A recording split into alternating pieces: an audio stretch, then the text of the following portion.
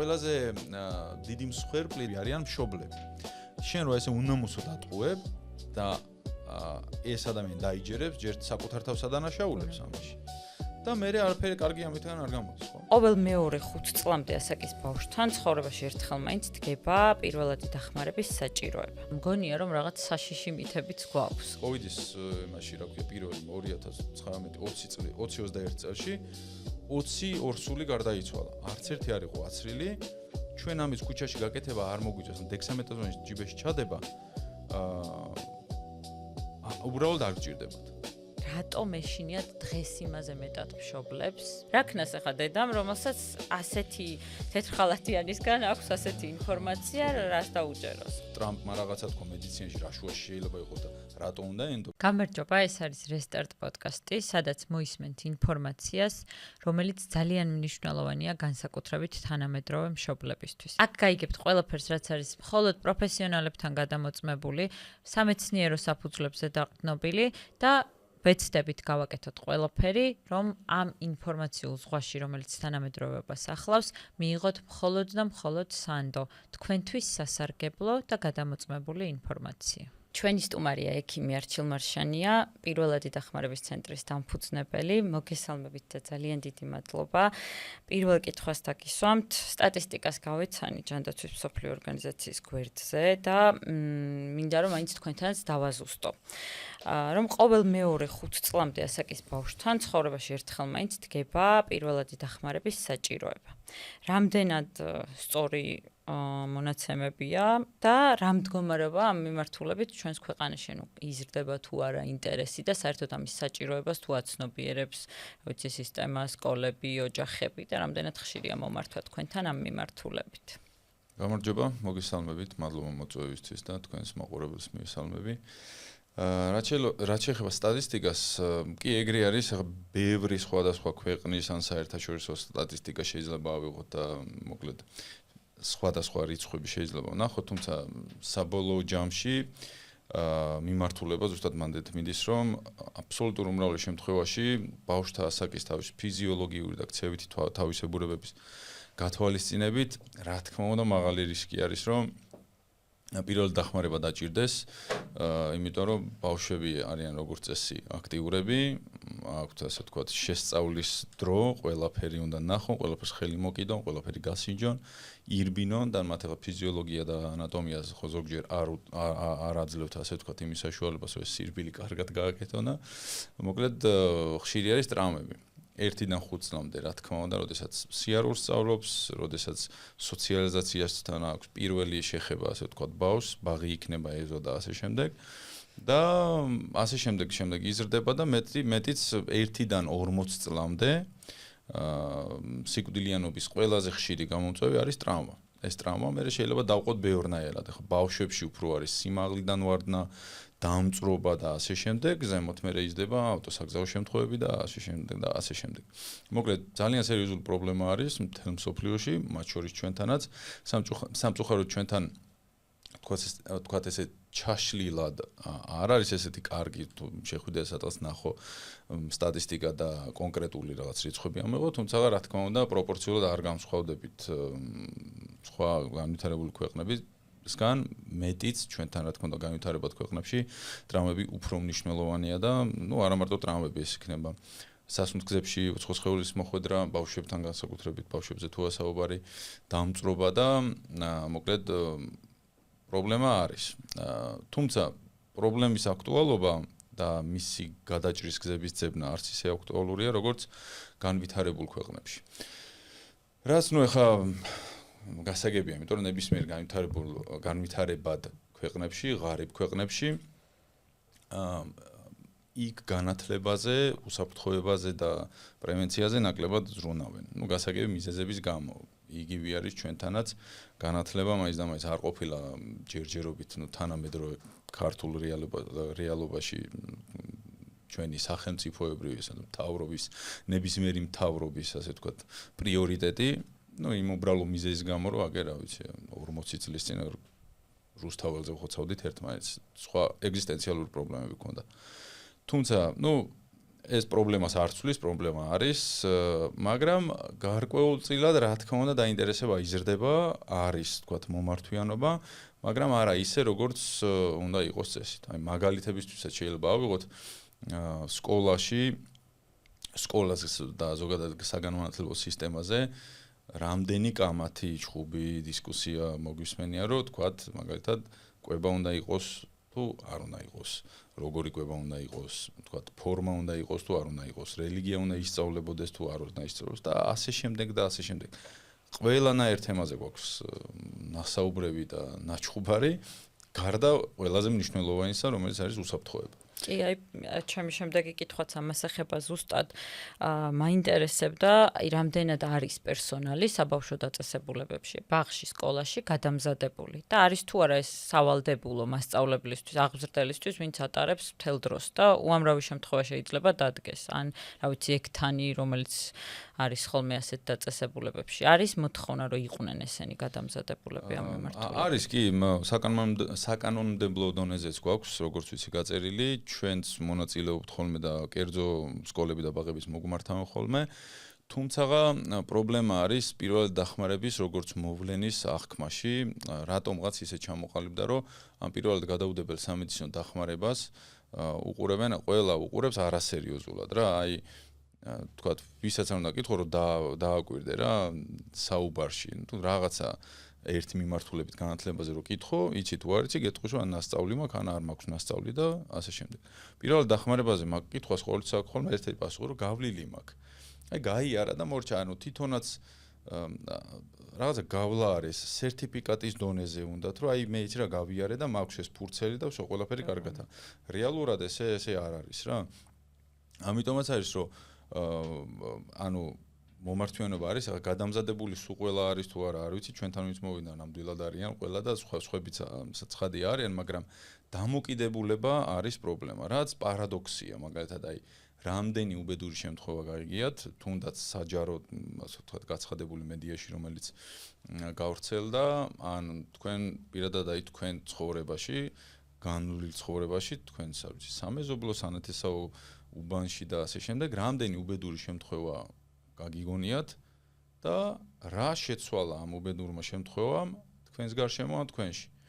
რომ ანუ რა შეიცვალა, თქვათ, საკანონმდებლო დონეზე და პასუხისმგებლობის დონეზე, ან ჩვენში რა შეიცვალა, რა ვიფიქრეთ, რა გავაკეთოთ ამის მერე, რომ რისთვის ვიყოთ მზად, ხო? ხო, არა, კერძოდ ვთქვათ პირადად მე ან შეიძლება კონკრეტულმა პირმა რაღაც თავისივე სიმშვიდისთვის იზრუნოს მაგალითად იმაზე, რომ მილიონი შემთხვევა რომ არის ძალიან ბევრი ხალხაშად ვამბობ, ძალიან ბევრი შემთხვევა რომ არის, როგორც კი ფანჯრები იღება ბავშვების, არ არსებობს წელი სეზონი გაზაფხული არ გავა, რომ არ გავიგოთ სიმაღლიდან ვარდნა, ნუ ბევრმა ჩათვალა საჭიროდ რომ რაღაცნაირად ეს ბადეები არის სავალდებულო, როცა ბავშვი ყავს, არ აქვს მნიშვნელობა აქცევ თუ არა ყურადღებას, მაგრამ მიუხედავად ამისა, კიდევ უამრავი დენთან შეხება მაგალითად გადაცდენა, საჯაროდ ბაღში იყო მგონი შარშანაც იყო შემთხვევა, როდესაც ძილში მე მიაგნეს, რომ ბავშვს ცხვირში ჰქონდა რაღაც საგანი და ძილში გადაცდა. კი, სულ არის, მაგრამ ესე პერსონალურად თუ შევცვლით რამეს ხოლმე თორემ როგორც ასეთი სისტემურად ამ მიმართულებით არ გამიგია რომ რამე კი, აი მაგაშია საქმე ზუსტად, ანუ თქვათ სიტყვაზე თუ კი ჩამოვარდა სიმაღლიდან ვარდნა, შეიძლება ვიღაცამ ბადე გააკეთოს, მაგრამ ვიღაცა არ გააკეთებს, მაგრამ ეს არის ერთი მხარე, მაგრამ არასდროს არავის თავში არ მოუვა ხოლმე უბედური შემთხვევის დროს, იცი რა მოხდება თუ ეს ყველაფერი კიდევ რისთვის ვარ მე მზად. როგორ გავაკეთო ამის პრევენცია? ერთი უსაფრთხოების ზომების დაცვა, რა თქმა უნდა, მაგრამ თქვათ ამ უსაფრთხოების ზომების დაცვამ არ გაამართლა და შევეჩეხე პირისპირ იგივე სიტუაციას, რაც იყო გუშინ. მაგალითად დაიხრჩო ადამიანი ზღვაში დახრჩობა. ხანძრები ყოველ წელიწადს ხო ხდება ძალიან სტაბილურად, ხო? თქვათ სარესტორნო ბიზნესში და სტუმარს მასპინძლობის ბიზნესშიც სტაბილურად არის რა, ყოველ წელიწადს რაღაცა ხდება. და პარადოქსია, მაგრამ არავინ არ ფიქრობს იმაზე, რომ აი მე ამისთვის მომემზადო და გადადოს ეს ერთი დრო, რომ 2 წელიწადში ერთხელ მაინც იყოს ამისთვის მზაობა. ეხლა იმას თავად შეკითხვას რომ დავუბრუნდეთ, ანუ არის მოთხოვნა, მაგრამ ხშირ შემთხვევაში დამოკიდებულება არის ძალიან არასერიოზული. რომ მაგალითად კი გადამზადება და ასე შემდეგ, ჩვენი ასე ვთქვათ ბაზარზე გამოჩენას და ჩემი მიზანიც ზუსტად ეგ იყო, რომ ეს პირობითი და რეგულაციას მორგებული რაღაცა კი არ უნდა იყოს. ეს არის პასუხისმგებლობა როგორც მომწოდებელის, ამ სერვისის მომწოდებელის, ისე მისი მიმღების, ხო? და ადამიანი რომ მოდის და იცი რა, მე რეგულაცია მთხოვს თორე ისე, რას ნიშნავს რეგულაცია გთხოვს თორე რა, ანუ არ უნდა იყო მზად, აი გუშინ რომ რაღაცა მოხდა და ის ადამიანი რომ გარდაიცვალა, იმ ადამიანს რომ თავის დროზე დახმარება მიიღო ადგილზე, ორჯერ ან მინიმუმ ორჯერ ან სამჯერ მეტი გადარჩენის შანსი ექნებოდა, ხო? და არც ერთ ქვეყანაში სასწრაფო სამედიცინო სისტემა ისე არ არის მოწყობილი, რომ 3 წუთში გაჩნდეს შემთხვევის ადგილზე, ხო? და შეუქცევადი პროცესები თავის ტვინში, გულში და ფილტვებში კი შეიძლება დაიწყოს 3-დან 6 წუთის მერე.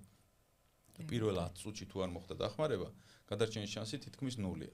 ეს როგორ შეიძლება რეგულაციამდე დავიყვანოთ? ხო, ამას აქვს თავისი დრო, თავისი წესი აქვს ჩატარებას, რაოდენობის განსაზღვრა და ასე შემდეგ. შესაბამისად, რომ შევაჯამოთ, ახლა შეკითხვა ძალიან შორს რო არ წავიდეთ, მე ალბათ მაგასაც შევეხებით, მაგრამ არის დაინტერესება სამწუხაროდ ძირითადად რეგულაციების დონეზე, იმიტომ რომ რეგულაცია თხოვს, თუმცა დამოკიდებულება ჯერ ჩნდება არასერიოზულად, რაც არის, პარადოქსია, მაგრამ აი ესე შესწავლის თვალსაზრისით ჩემნაირი ადამიანებისთვის თანამედროვულად საინტერესოა. და აი მაინც მინდა რომ დავაკონკრეტოთ მაყურებლისთვის ალბათ ამით უნდა დამეწყო, მაგრამ ახლა ვფიქრობ რომ საჭიროა განვუმარტოთ რას მოიცავს პირველადი დახმარების ცოდნა. აი თქვათ რომ შემეძლოს თქვა რომ მე ვარ მომზადებული ამ მიმართულებით და შემიძლია პირველადი დახმარების გაწევა. პირველადი დახმარების ცოდნა არის სხვადასხვა ხარისხის, ასე ვთქვათ, ბაზისური, მე ცოტა დახვეწილი და ასე შემდეგ, მილიონაერი არის და ასევე ეგრეთ წოდებული custom ტრეინინგით შეიძლება გააკეთო, უბრალოდ მოთხოვნის შესაბამისად მინდა რომ აი მაგალითად ეს ვისწავლო მინდა. მაგრამ სანამ რაღაცა უფრო დახვეწილს ისწავლი, ბაზისური უნდა იცოდეს აუცილებლად თითოეულმა ადამიანმა და ნებისმიერი პროფესიის მქონე ადამიანმა. ეს არის გულფირთვის რეანიმაცია, ეს არის მწვავე სისხლდენების მართვა და სისხლის შეჩერება, სასუნთ გზებში უცხო სხეულის მოხვედრა და დეფიბრილაციის, აი ეგრეთ წოდებულ შოკი, კინოებში როგორ გსანახე, ამ შოკის გამოყენება. ეს უნდა იცოდეს ყველა. ანუ ამოსავალი წერტილი რა არის? რაც შენს დაზარალებულს პაციენტს წუთებში და წამებში მოკლავს, შენ მაგის მართვა უნდა შეგეძლოს. თორე სიცხე თუ მისცა და დიარეა აქვს და რაღაცა თუნდაც მარტივი მოტეხილობა არის. ეგ კრიტიკულ იმას აბსოლუტურ უმრავლეს შემთხვევაში არ წარმოადგენს, რომ წამები და წუთები წყვეტა. აი ეს წამები ეგ ბაზისური, ამას ვქო, რომ ეს უნდა იცოდეს ყველა. მათ შორის ექიმებმა. არასწორი დამოკიდებულება არის ხოლმე ისიც, რომ აი ექიმია და ვთქვათ, მაგას რა თუნდა.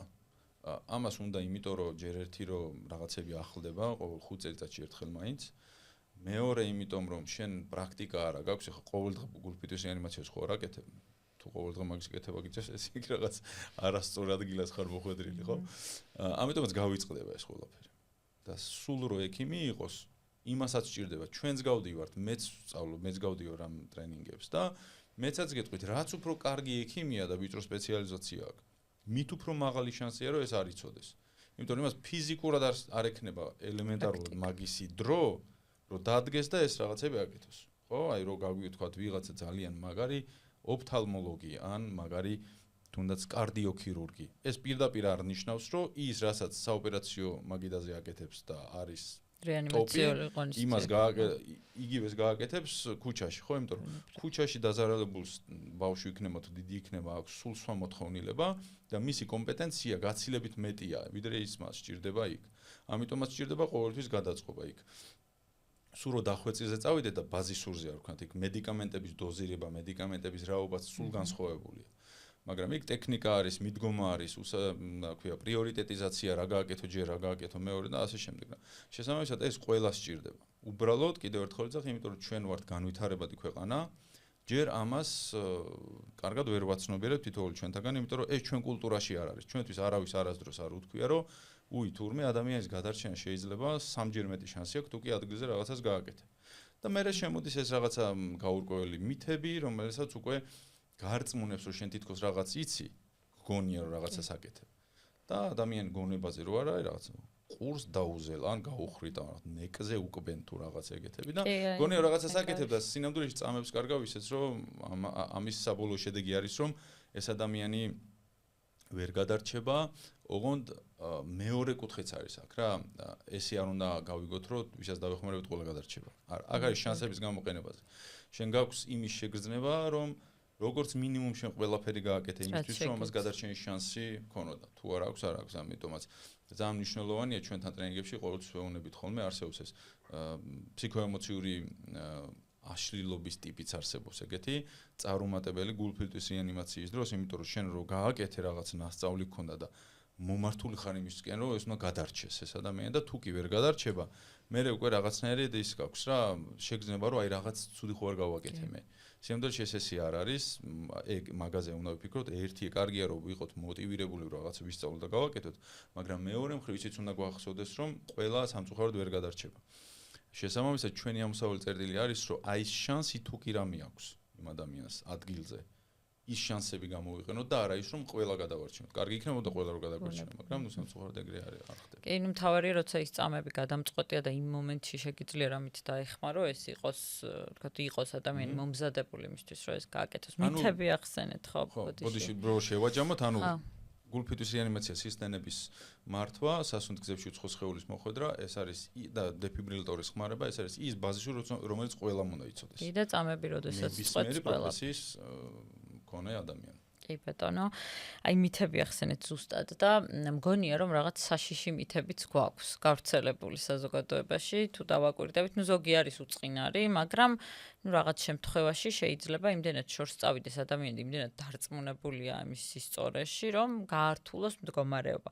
მაგალითად მე შევეცდები აღწერო ახლა გარკვეული მითები და რომ გითხრათ, აი რა საფუძველი შეიძლება გქონდეს მაგალითად წმრიან წინდებს მაღალ ტემპერატურაზე, რომელიც ალბათ ყველას გამოგვიცდია, რომ საშინელი შეგრძნებაა სიცხის დროს და ისედაც რომ არ გრძნობ თავს კარგად, მაგრამ რაღაც საფუძველი და რა თქმა უნდა თან ამას მოყვება ის ამბავი, რომ ყველას გშველოდა და რა თქმა უნდა ეგრევე დაუწია ბავშვს სიცხე. ხო, ეს ნუ მითების უმეტესობას აქვს თავისი საფუძველი, რა თქმა უნდა. უმეტესობას ალბათ ყველას აქვს, ახლა ყველა ჩვენ ჯერ ალბათ არც ვიცით, მაგრამ რაღაცა საფუძველი აქვს, რა თქმა უნდა. ახლა ამ კონკრეტულ შემთხვევაში, როდესაც ძმრიან ნასკებს გვაცმევდნენ, ერთი რომ ეგეთ მსგავსი მითები ვრცელდება მაშინ, როდესაც განათლების დონე დაბალია და არც რესურსებია მაინც და მაინც და ალბათ გახსოვთ, რომ 90-იანებში იყო ეგ უფრო, თორე დღესდღეობით უკვე ნაკლებად შევხვდებით ამას. მეორე საფუძველი ის არის და იმიტომ გშველოდა, რომ ახლა რეალურად თუ ცხელა სიტყვაზე და ტემპერატურა გააქვს და სველ რაღაცას ჩაიცმევ, ნუ მექანიკურად ტემპერატურა შეიძლება დააგდოს და ამით დაეწიოს ტემპერატურა. შესაძლებელია, მაგრამ ეს თლად ეს იმას არ ნიშნავს, რომ ეს არის გამართლებული, იმიტომ რომ ამას გვერდითი მოვლენებიც აქვს, იმიტომ რომ თუ ძალიან სველია და ძალიან დიდი, თქვათ ეს წინდა არის ძალიან დიდი, მithumetes ბავშვს თუ ვაცმევთ, ამ შემთხვევაში შეიძლება კანის ზედაპირის სწრაფი გაგრილება რომ მოვახდინოთ, ადამიანის ორგანიზმი უბრალოდ სიზარღობის სპაზმს გამოიწვევს და შეიძლება პირიქით კანკალი დააწყებინოს, რაც შინაგან ტემპერატურას პირიქით აწევს მაღლა.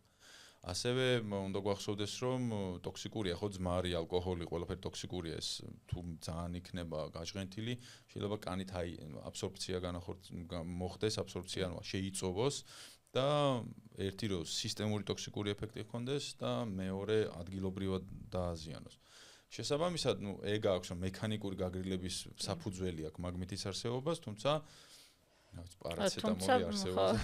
ბავშვებთან მიმართებაში მაგალითად მე ვიცი ეს რეკომენდაცია, რომელსაც ვიყენებ, რომ პირიქით, როდესაც ცივია კიდური, ამ დროს სისხლძარღვები, სპაზმი აქვს და უნდა გაათბო და ზემოთ გააგრილო მაქსიმალურად და კიდურები გაუთბო. ესეც მქონდა შემთხვევა, როცა მითხრეს ბავშვი მაღალი ტემპერატურის დროს. და ამ დროს ხანდახან პირიქით ვაკეთებთ ხოლმე, სულ ვაგრილებთ. თან მახსოვს ის ამბავიც, რომ ამ ძმრიანი წინდებით გაგრილების დროს პირიქით გფუთავდნენ სიცხის როდესაც მაღალი ტემპერატურა იყო. და სხვათა შორის კიდევ ვიყენებენ, იმიტომ რომ ეხლა მე მშობელი ვარ და ჯგუფებში, სხვადასხვა კომენტარებში ვაწყდები, რომ იცი რა ჩვენ ასე გავიზარდეთ და ბევრს აქვს ეს მიდგომა, რომ მე თუ ასე გავიზარდე, არაფერი ახალი არ უნდა ვისწავლ. აი კბილის პასტის წასვლაც მაგალითად. ეგეც რომ ამოვწუროთ, სინამდვილეში თქვათ ისე გათბობა და ეგეთი რაღაცები ბავშვი უნდა იყოს კომფორტულად. უნდა ეცვას შესაბამისად, ოთახში უნდა იყოს, ოთახის ტემპერატურა არ ძალიან უნდა ციოდეს და არ ძალიან უნდა ცხელოდეს, რო გფუთავდნენ ეგონა თუ ეს ოფლის დენის დროს რაღაცა გამოვიდო და თუ რაღაცას განიცდიდა ეს ორგანიზმი, არ არის ეგრე და ჩვენ თუ ესე გავიზარდეთ, სიტყვაზე, თქვათ ახლა ჩვენი თაობაში შეიძლება არა, მაგრამ ჩვენი წინაპრების, თქვათ ორი თაობით წინ რო წახვიდეს, საშუალო სიცოცხლის ხანგრძლივობა დაბალი იმიტომ იყო, რომ ისინი ეგრე იზრდებოდნენ. ეგ ვერაფრის არგუმენტი ვერ იქნება, რომ მე ესე გავიზარდე. რომ გავიზარდეთ რა, რა ვიცი, გავიზარდეთ მაშინ, როდესაც, რა ვიცი, ელემენტარული საჭმლის ულუფა საქართველოს მოსახლეობის აბსოლუტურ უმრავლესობას ადეკვატური არ ქონდა და რა ვქნათ ახლა კარგი ხო არ არის შესაბამისად ეგ ვერაფრის არგუმენტი ვერ იქნება რა თქმა უნდა ამიტომაც არის რომ ადეკვატურად უნდა ეცვას უბრალოდ ბავშვს თხლად ასე ვთქვათ ოთახის ტემპერატურის შესაბამისად უნდა იყოს კომფორტულად და არსებობს ურეცეპტო მედიკამენტები ისეთი როგორც არის პარაცეტამოლი მაგალითად და შეგვიძლია მარტივად ვაკონტროლოთ ეს სიცხე და თუ კი ვერ ვაკონტროლებთ მაგ შემთხვევაში უნდა მივმართოთ ექიმს და ბოდიში რაღაც ხო ეს კბილის პასტის და ზეთის წასმა დამწრობისას ეს კბილის პასტა ზეთი მაწონი და მსგავსი ისინიც საფუძველიც ის არის ეფექტის მიღება არის რა აი თქვენ აღნიშნეთ რომ აი ყველაზე ის რა ქვია ქშველოდაო რა როგშველის ეგ ძალიან შეცდომაში შემყვანი არის ფსიქოლოგიურად რაღაცა რო გიშვერს მე ძალიან რთულია რომ ხვიდეს სხვა იმაზე რომ არა ეს ამის არისო რა პირველ რიგში არის ის რომ რაღაცა თუ ქშველის ეს უნდა დავადგინოთ რომ ნამდვილად ამან გამოიწვია თუ ამას არაფერ შუაში იმიტომ რომ არსებობს სტატისტიკაში კორელაცია და კაუზაცია კორელაცია არის რომ ორი ცვლადი ერთნაირად იზრდება მაგრამ ერთმანეთთან არანაირი შეხება არ აქვს კაუზაცია არის რომ ორი ცვლადი ერთნაირად იზრდება მაგრამ ეს იწვევს ამას ხო მაგალითად ანტიბიოტიკის გამოყენება რომ აი დავალევინე და გაუარა ვირუსმა 3 დღეში რომელიც საერთოდ არ არის კავშირში ერთმანეთთან ვირუსული ინფექციების უმეტესობა ესეთი რომელიც არარეცეპტული მედიკამენტებით მკურნალობთ ხოლმე გაივლის თავის ხუმრობაც არსებობს ისეთ რომ უმკურნალებელი გრიპი მორჩება 7 დღეში და ნამკურნალები 1 კვირაში ხო ანუ თავისი ციკლი უნდა გაიაროს და ეხლა ესეთი რაღაც ის წამლებსაც რასაც ვიღებთ სხვადასხვა ისინი რა ქვია მედიკამენტები ის არის სიმპტომური შემსუბუქება და არა ის რომ ვირუსს ურტყავთ ეს კბილის პასტა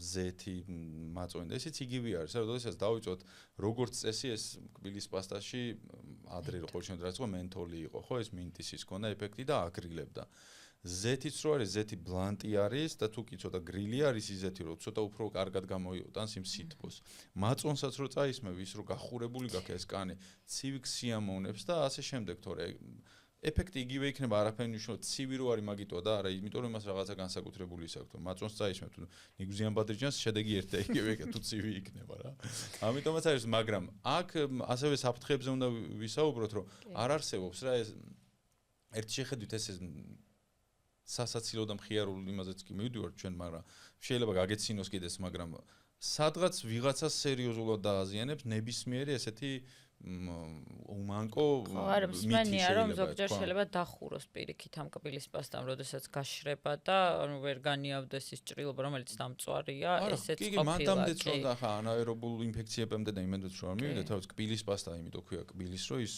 პირის ღრუსთვის არის განკუთვნილი და ღია ჭრილობისთვის იმას შეიძლება ინფექცია შეიტანოს და დახურვაზე და იმაზეც არ არის ლაპარაკი ხო და შეიძლება დააგვიანოს მკურნალობა ადეკვატური მკურნალობა იმიტომ რომ იმის იმედად იყოს აი თქვათ ერთ-ერთი შეიძლება ითქვას რომ ვითომ არაფერი ისეთი მითი რომ ლიმონის მიღება იმისთვის რომ სისხლს ათხელებს ეგეთი რაღაც ყოფილა რა და კარგია და რაღაცა მე მყოლია პაციენტი რომელსაც უბრალოდ მაგის იმედად იყო და სიზარღვოვანი პრობლემა ჰქონდა და იმის გამო რომ უბრალოდ თავის დროზე არ მიხედა მე ამპუტაცია დაჭირდა კიდურების და ლიმონს ახლა თითქოს ერთ შეხედვით ხო თქვა კაი ჭამოს ეს ლიმონი ხო ეჯეროს მაგრამ არ არის ნებისმიერ ესეთ მარტივ მიცაც აქვს თავის პოტენციალი რომ რაღაც სერიოზული დააშაოს განსაკუთრებით ბავშვებში კი აი ენის დაჭერა გულყრის დროს მაგალითად ანუ გონომდგომარეობისას ესეც ძალიან ისეთი ხშირად მესმის და აი კიდევ კარგი მოვასწარით ენა დაუჭირე და ასე შემდეგ ეს რამდენად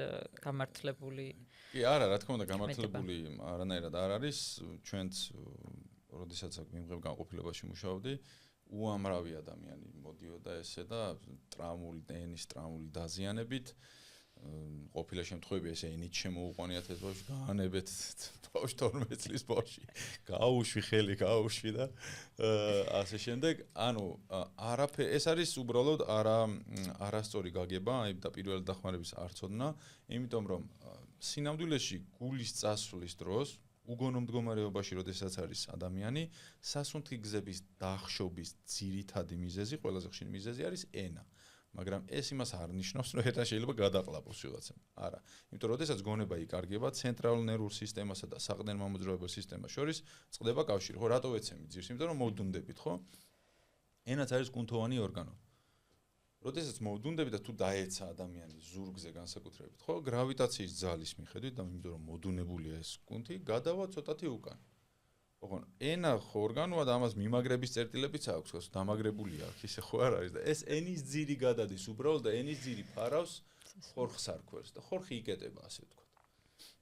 ხრინვის მექანიზმიც გარკვეულწილად ეს არის, აი თუ კი ღრმაძილი აქვს ადამიანს ან ნასვამ მდგომარეობაში რომ ხრინავენ, მაგიტოა რომ ძალიან მოდუნდება და ესენა უკან გადადის და ჰაერის ჩასვლის დროს უკვე ხმას გამოსცემს, ხო? აი ამ დროს არის ეს, ხო? მაგრამ ამ დროსაც ენის ამოწევა არ არის არანაირად გამართლებული, იმიტომ რომ შენ ამ დროს უნდა გახსნა სასუნთქი გზები, ეს ენა უნდა მოაშორო, მაგრამ შენ ამ ენას იმიტომ აშორებს, რომ მე ხელოვნური სუნთქვა დაიწყო. შენ თუ აქ პირში ხელი ჩაყავი და ეს ამოიღე, იქ რაღაც გააკეთებ, ხო? მაგ დროსაც კი არაფერ შუაში არ არის.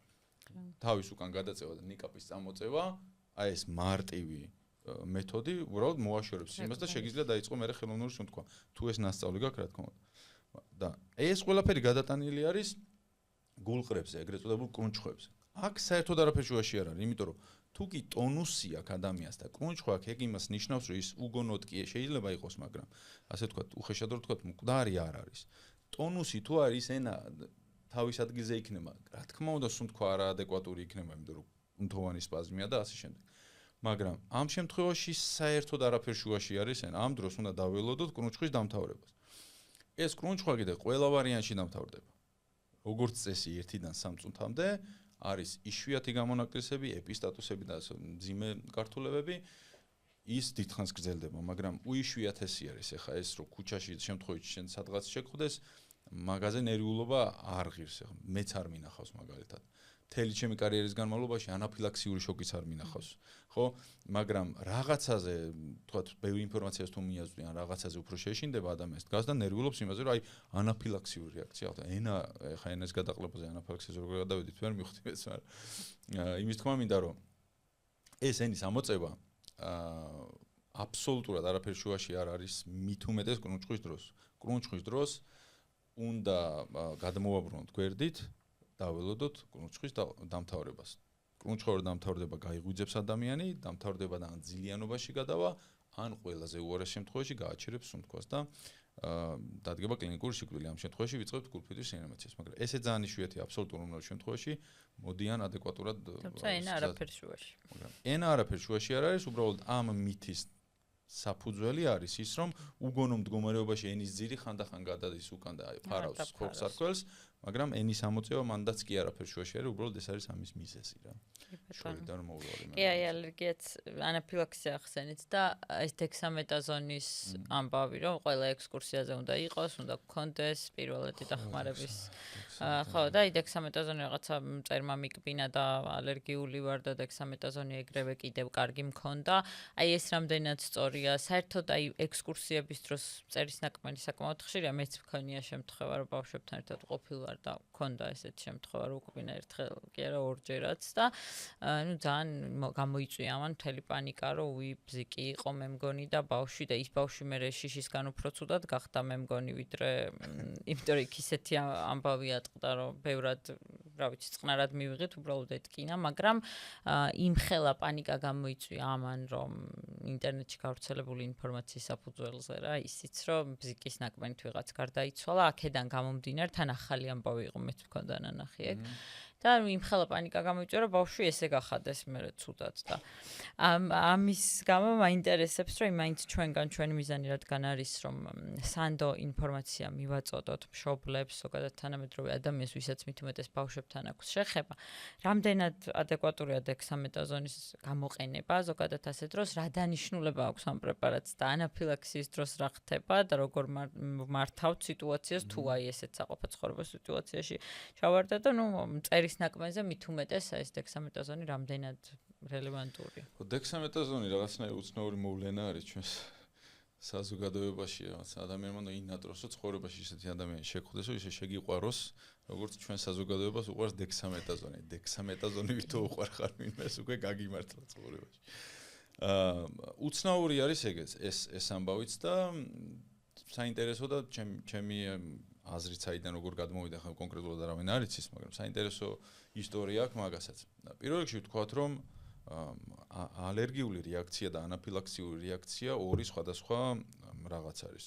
გასაგებია, რომ ერთი გენეზი აქვს დაწყება და უცხო სხეულად რო აღიქვას ჩვენი ორგანიზმი და გამომუშავდება ეს ანთები, საწინააღმდეგო მედიატორები და მე მთელი, მაგრამ ალერგია არის, როდესაც ის მოგვექავება, რაღაც შეიძლება შეშუპდეს და ასე შემდეგ. ანაფილაქსია არის უკვე სისტემური რეაქცია, ძლიერი, მწვავე ალერგიული რეაქცია, რომელშიც უკვე ჩართულია ორგანოთა სისტემები, განსაკუთრებით საშიში არის სასუნთქი გზების სისტემა, გულსიზარღვთა სისტემა.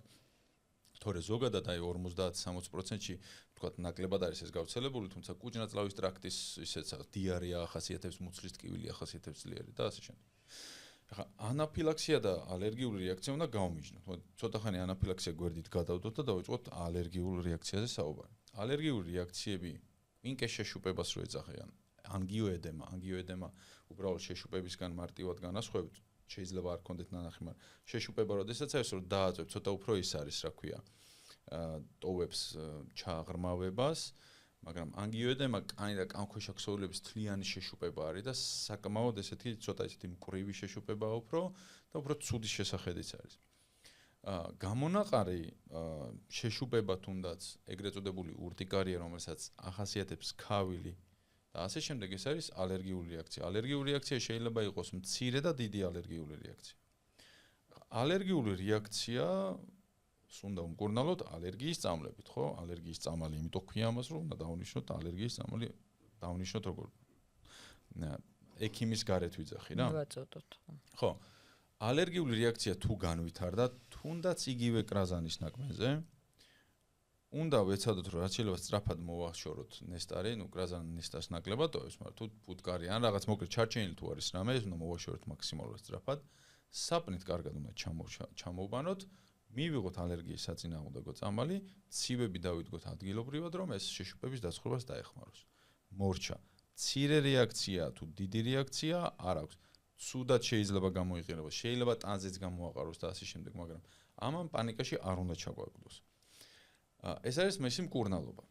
ეხლა თუ კი გადავინაცვლებთ ექიმებთან ურტიკარიის დროს გამოიყენება თუ არა კორტიკოსტეროიდები, იგივე დექსამეტაზონი. დექსამეტაზონი მიეკუთვნება მედიკამენტების ჯგუფს, რომელსაც გლუკოკორტიკოსტეროიდებს ვეძახი და ბევრნაირი ეს აი რა ქვია იმას დექსამეტაზონი ხო არის და არის ასევე აი მე გამოვშტერდი ხა რომ დამავიწყა. გეტყვის ორ წუთში. მოკლედ, შეიძლება თუ არა დანიშნოს ექიმა გლუკოკორტიკოსტეროიდები ალერგიული რეაქციის დროს, შეიძლება ურტიკარიის დროს მას განსაკუთრებით თუ კი დიდხანს გრძელდება, მაგრამ ნახევარზე მეტ შემთხვევებში ეს ურტიკარია რომ გახანგრძლივებული რომც იყოს. თავისთავად ვეალაგდება. მაგრამ თუ კი გახანგრძლივდა, თუ კი ექიმა ჩათვალა საჭიროდ რომ იქ ჰორმონული პრეპარატები, ანუ იგივე გლუკოკორტიკოსტეროიდები არის საჭირო, შესაძლებელია ექიმა დანიშნოს მაგ დროს. კი ბატონო, ეგეთი რაღაც არის, მაგრამ აი ხა ჩვენ რაზე ვსაუბრობთ. ჩვენ ამის ქუჩაში გაკეთება არ მოგვიწევს, ამ დექსამეტაზონის ჯიბეში ჩადება, უბრალოდ არ გჭირდებათ. იქაც როდესაც ინიშნება. პირველი რიგის პრეპარატი არ არის დექსამეტაზონი. არსებობს თქვათ პრედნიზოლონი, ხო, მაგრამ მეორე მხრივ პრედნიზოლონი ვერ გავიხსენეთ წელან. ხო და პრედნიზოლონის უფრო ეშინიათ მაგალითად საზოგადოებაში, ვიდრე დექსამეტაზონის, რა, იმიტომ ჰორმონია პრედნიზოლინი, მეთილპრედნიზოლონი და ასე შემდეგ. სინამდვილეში მინიმუმ 4-ჯერ უფრო მეტი მაღალი პოტენციის არის დექსამეტაზონი, უფრო ხანგრძლივი მოქმედება აქვს და უფრო გვიან იწყებს მოქმედებას. შესაბამისად, არსად პირველი რიგის პრეპარატად დექსამეტაზონი არ წერია. ექიმიც პირველად დახმარებას ხო, არა, პირველად დახმარებაში საერთოდ არ არის, რა თქმა უნდა. მაგრამ ექიმი მას რო შეიძლება გამოგიწეროს, იქაც პირველ რიგში ვცდილობთ, რომ პრედნიზონი ჩვენთან არის შორეულ, მაგრამ პრედნიზოლონი დავნიშნოთ, იმიტომ რომ ნაკლები აქვს, ხანგრძლივობა ეფექტის ნაკლები აქვს, ამიტომ ეს უფრო მეტ ლავირების საშუალებას გააძლევს, რომ როგორ დანიშნო მე, როგორ მოხსნა, მარტივი არის თქვა, მოხსნის სინდრომი არ განვითარდეს და ასე შემდეგ და ასე შემდეგ და პრედნიზოლონია შეიძლება მეთილპრედნიზოლონი დანიშნოს და ასე შემდეგ. ახლა დექსამეტაზონი შეიძლება თუ არა რომ დანიშნოს. ახლა როგორ არ შეიძლება, როგორც ექსპერტის მოსაზრებით, შეიძლება რაღაცის გამო გადაწყვიტოს, რომ აი ამ კონკრეტულ შემთხვევაში ეს დექსამეტაზონი შეიძლება დაინიშნოს. და ამ დროს დანიშნოს, მაგრამ წარმოიდგინეთ, ახლა რამდენი საფეხური გავიარეთ, რომ დექსამეტაზონამდე მივსულიყავით. აბსოლუტურად არაფრით არ არის გამართლებული, რომ ადამიანმა უბრალოდ ესე, თუ კი მას კონსულტაცია არ აქვს და რაღაცა სპეციფიკური ის არ აქვს, რომ დექსამეტაზონის ამპულა მით უმეტეს ჩაიდოს ჯიბეში და იაროს იმით, რომ დაეხმაროს რაღაც ანაფილაქსიის რეაქციას. მოკლედ, ეს იყო ალერგიული რეაქცია. ალერგიული რეაქციების დროს არათუ დექსამეტაზონი, ზოგადად კორტიკოსტეროიდებიც იშვიათად გვჭირდება, როცა გვჭირდება, მაშინ სხვა ინიშნება, უფრო პრედნიზოლონი ინიშნება ხოლმე, ან სხვა მაგრამ კი დექსამეტაზონი შეიძლება დანიშნოს, მაგრამ ეს უკვე ექსპერტის და თუათ იმ ალერგოლოგის თუ დერმატოლოგის გადასაწყვეტია. კრუპის დროს ნიშნავენ ხშირად. კრუპის დროს ხო, ეხლა კრუპის დროს რა თქმა უნდა, ეხლა იმის გამო რომ თქვათ ანაფილაქსიის დროს და ალერგიის დროს პირველ რიგის პრეპარატი დექსამეტაზონი არ არის, იმას არ ნიშნავს, რომ დექსამეტაზონი საერთოდ არ გვჭირდება. თავისი საქმე აქვს, რა თქმა უნდა, ის სადაც ინიშნება, ეგ ვიცით. ეხლა გადმოვიდეთ ანაფილაქსიაზე. ანაფილაქსია არის სიცოცხლისთვის პოტენციურად საშიში, მწვავე ძლიერი ალერგიული რეაქცია, რომელიც იწვევს სხვადასხვა სისტემური ორგანოთა სისტემის ჩათრევას და შეიძლება ადამიანის გარდაცვალებითაც დასრულდეს. შეიძლება, არ არის აუცილებელი. ამ შემთხვევაში დექსამეტაზონს საერთოდ არ აქვს არანაირი როლი. არც პირველად დახმარებაში და არც მეორად დახმარებაში. ნებისმიერი თანამედროვე პროტოკოლი რომ ნახოთ, პირველად დახმარება არის ადრენალინი და შემდეგ არის კიდე სხვა ანტიჰისტამინური სხვადასხვა ორი ტიპის ჯგუფის პრეპარატები, იქ გადასხმა, იქ აი ეგრეთ წოდებული ასთმის პრეპარატებს რო იძახიან, ეგ და ასე შემდეგ და ასე შემდეგ. გლუკოკორტიკოსტეროიდები არის თუ არა? არის, მაგრამ მათი ეფექტი დაუდასტურებელია და იქაც დექსამეტაზონი არ წერია. სხვა გლუკოკორტიკოსტეროიდებზე ეგ საუბარი. ეხლა ეს ხო ხვდებით, ანუ ანაფილაქსიისთვის რო გიდევს დექსამეტაზონი, საერთოდ არაფერს შეარჯდება, იმიტომ რომ ამით ვერც პრევენციას გააკეთებ, ვერც უმკურნალებ. ხა რისთვის გჭირდება, მაშინ საიდან მოვიდა ეს ყველაფერი? აი, კრუპის დროს, მაგალითად, ერთ-ერთი სამკურნალო პრეპარატია დექსამეტაზონი, მაგრამ ესეც რაღაცა emergency ის არ არის. ეს უფრო შემდეგ, რომ უფრო შეშუპება დააცხროს და ასე შემდეგ, თორე თუ კი მწვავე განვითარება, იქაც ადრენალინი გამოიყენება. იქ შეიძლება დაინიშნოს, რა თქმა უნდა. კოვიდის მწვავე ინფექციების დროს შეიძლება დაინიშნოს კონკრეტული დოზით, კონკრეტული დღეებით და ასე შემდეგ, როდესაც აპარატზია, ასე თქვა, აპარატზე შეერთებულ პაციენტს რო ვიძახთ. ანუ დექსამეტაზონს თავისი ის აქვს, რა ქვია, რა თქმა უნდა, როლი. მაგრამ აი კრუპის დროს, როდესაც ინიშნება დექსამეტაზონი, იქ თქვა რეკომენდაციებში ერთ-ერთი შეიძლება ნახოთ, რომ თუ კი სუსპენზია არ არის, ან ტაბლეტირებული ფორმის არ არის, ბავშვს მიეცით იმ ფორმით, რა ფორმითაც არის შესაძლებელი. მაგალითად, შეგიძლიათ ამპულა გადახოთ და დაალევნოთ, იმიტომ რომ ბიო შეწოვა დაახლოებით იგივე რაც სუსპენზიის. აი კრუპის ალტერნატიული მიწოდების ესა რა ქვია, ფორმა გადმოიტანეს რატომღაც, გადმოვიდა რატომღაც ანაფილაქსიის მკურნალობაში, რასაც არანაირი გამართლება არ აქვს. ეს ქმნის ფსევდოუსაფრთხოების შეგრძნებას და თუ კი მართლა ვიღაცას აქვს რისკი ამ ანაფილაქსიის, ის შეიძლება უბრალოდ დაიღუპოს იმის გამო, რომ არასწორად მოემზადნენ ამისთვის. ეხლა დექსამეტაზონის იმედზე. დექსამეტაზონის იმედზე. ეხლა და რაც მთავარი, ყველაზე მთავარი ის არის, რომ ანაფილაქსიაზე ესე არ უნდა ვინერვიულოთ. კოღორა იყო და კრაზანის თუ ასე შემდეგ ნაკმენის შემდეგ განვითარებული თუ სხვა ნებისმიერი ანაფილაქსიური რეაქცია უბრალოდ ფსიქოლოგიური ეფექტია. სტატისტიკის მიხედვით საქართველოში დაახლოებით 5 წელიწადში 350-360 შემთხვევა ფიქსირდება ანაფილაქსიური რეაქციის, სიკვდილიანობა არის წელიწადში დაახლოებით 1 ადამიანი შეიძლება გარდაიცვალოს. ეგ იმას არ ნიშნავს, რომ შარშან 2 რახან გავიგეთ, სტატისტიკა ეგრე არ მუშაობს. თუ გინდა რომ შენ ასე თუ ისე ნორმალური ისმი იყო, ბოლო 5-6 წელი რომ აიღო, ეს უფრო კარგ სურათს გაძლევს. საშუალოდ 1 ადამიანი სამწუხაროდ იღუპება ანაფილაქსიური რეაქციის გამო საქართველოში. მაგრამ ამის იქეთ რამოდენიმე ასეულიდან 1000-ეულამდე გულის გაჩერების ეფექტი ისა შემთხვევა ვითარდება საქართველოში. ამას დაამატეთ ტრავმები, ავტოსაგზაო შემთხვევები, წვავე სისხლდენები. ხო? და წარმოიდგინეთ როგორ არის, რომ ანაფილაქსიაზე შეგვიძლია ვილაპარაკოთ, ვინერვიულოთ და მოვემზადოთ და ეს ყველაფერი იქეთ არის უგულებელყოფილი საერთოდ არა. და აბა არ მოვემზადოთ, რომ გვეკითხებიან ხოლმე, რომ ანაფილაქსია. რა თქმა უნდა, რატომაც არ არავით უგნებოთ, მოემზადეთ უბრალოდ ამის საჭიროება და ალბათობა, თქვენ რომ ნამდვილი ჭეშმარიტი ანაფილაქსია ნახოთ, ძალიან დაბალია.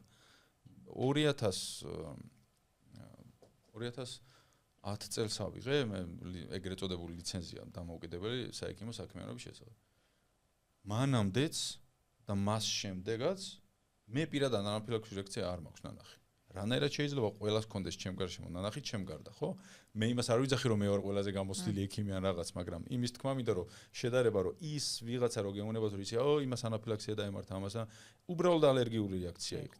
და საბოლოო ჯამში მე ხდება რომ ამ ჰორმონალურ პრეპარატს ვიღებთ უაზროდ ქმნის თან ფსევდოუსაფრთხოებას მართლა შეიძლება ვიღაცას თქვას რომ ვიღაცამ შეიძლება თქვას ექსკურსიის წინ რომ ისი რა მე ნამდვილად მქონდა ანაფილაქსიური რეაქცია შარშან წინ ამაზე და ამაზე და მოდი მოვემზადოთ აბა მივდივართ ახლა და რაც ადეკვატურია თუ კი ვიღაცა რისკ ფაქტორი გაქვს უნდა მოვემზადო ვიღაც ამის მომზადებისთვის ჩადებს დექსამეტაზონს ეს არის ჩათვალე რომ ვერაფერს ვერ გააკეთებ იქ ამიტომაც ძალიან ბევრი კუთხით არის საპრობლემო ეს და მე ეს ინფორმაცია ესე იყო ახლა არ ვიცი მე რამდენად დაალაგებულად მოვყევი ეს ყველაფერი მაგრამ დექსამეტაზონი შეიძლება გამოიყენოს ალერგიული რეაქციისთვის ოღონ ექსპერტმა და ისიც განსხვავებულ და იშვიათ შემთხვევებში სხვა რაღაცები გამოიყენება ანაფილაქსიის დროს არანაირი სამკურნალო ეფექტი დექსამეტაზონს არ აქვს და ჯობია რომ პირველად დახმარებისთვის, გულის გაჩერებისთვის მოვემზადოთ, სასუნთქგზებში გადაგცემისთვის მოვემზადოთ.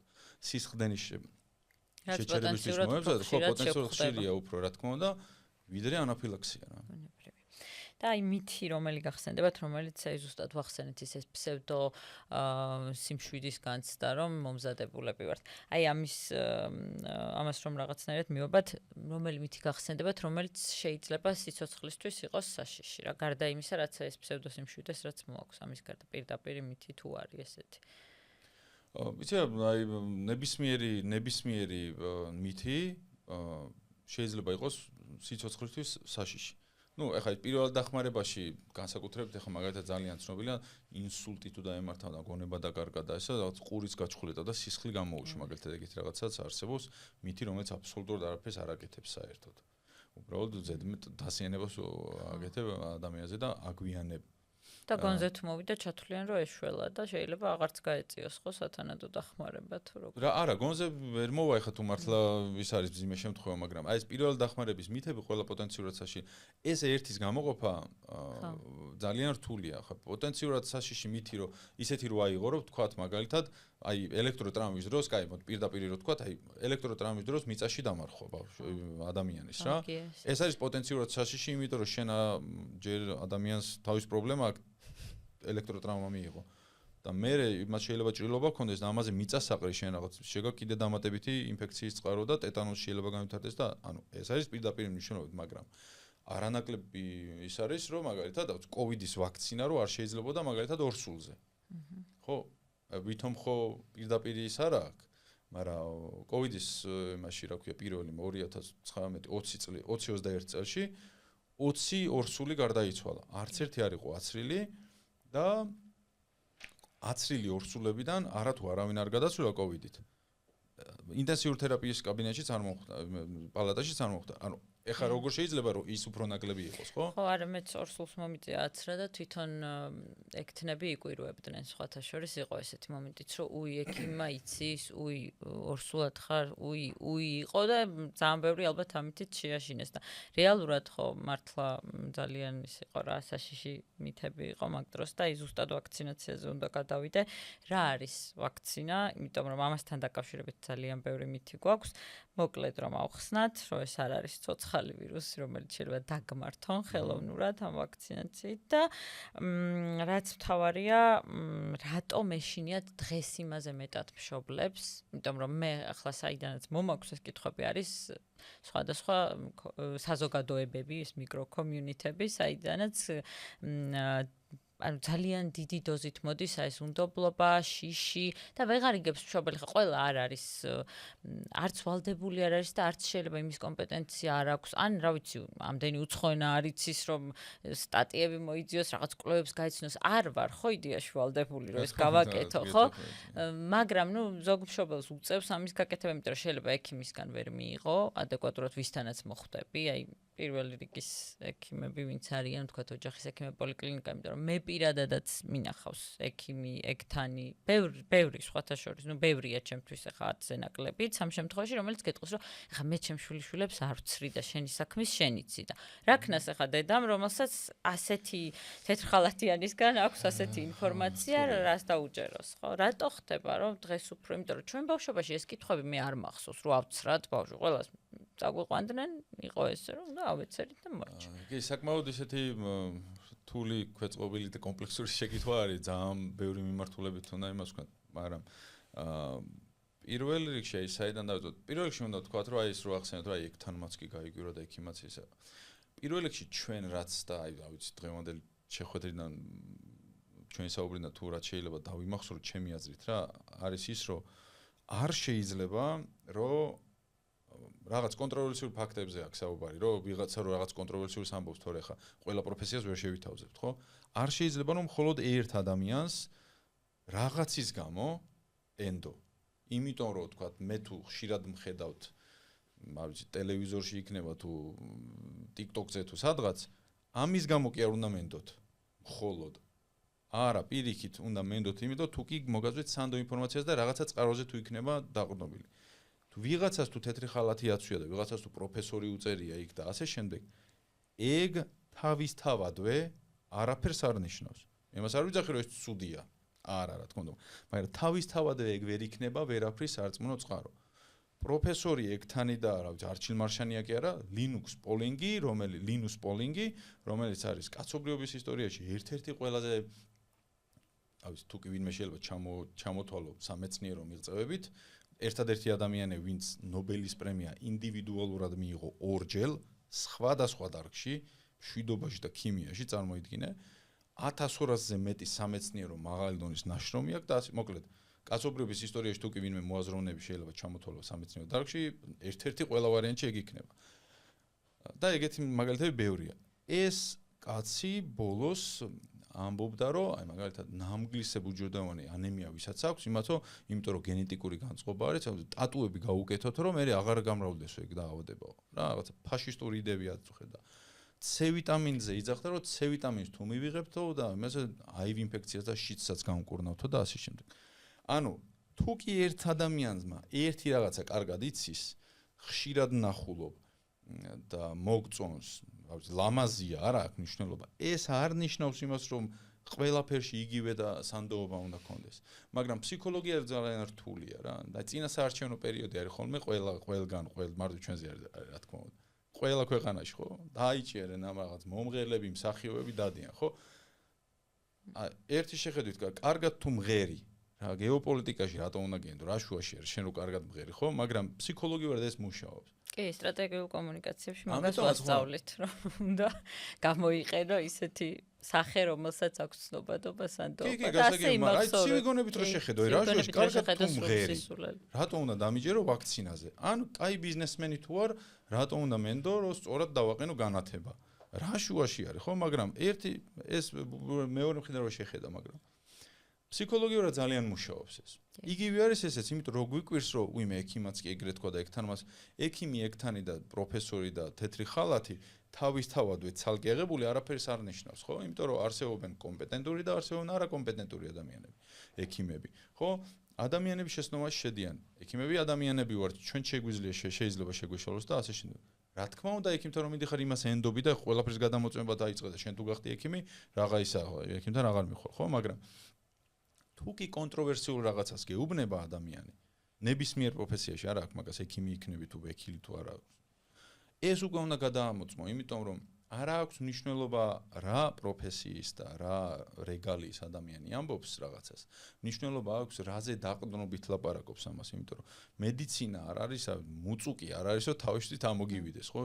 ეგ კარგი ექიმი რას ნიშნავს? ისწავლა, რაღაც წაიკითხა და მე თავის პრაქტიკაში მოარგო. თუ არსად არაფერი არ წერია მსგავსი და ისეთ რაღაცას ამბობს, ხო? სულ რომ ნობელის პრემია გქონდეს ორი მიზეზი, უკვე შენი აზრი უკვე ფაქტიურად არაფერს არ ნიშნავს.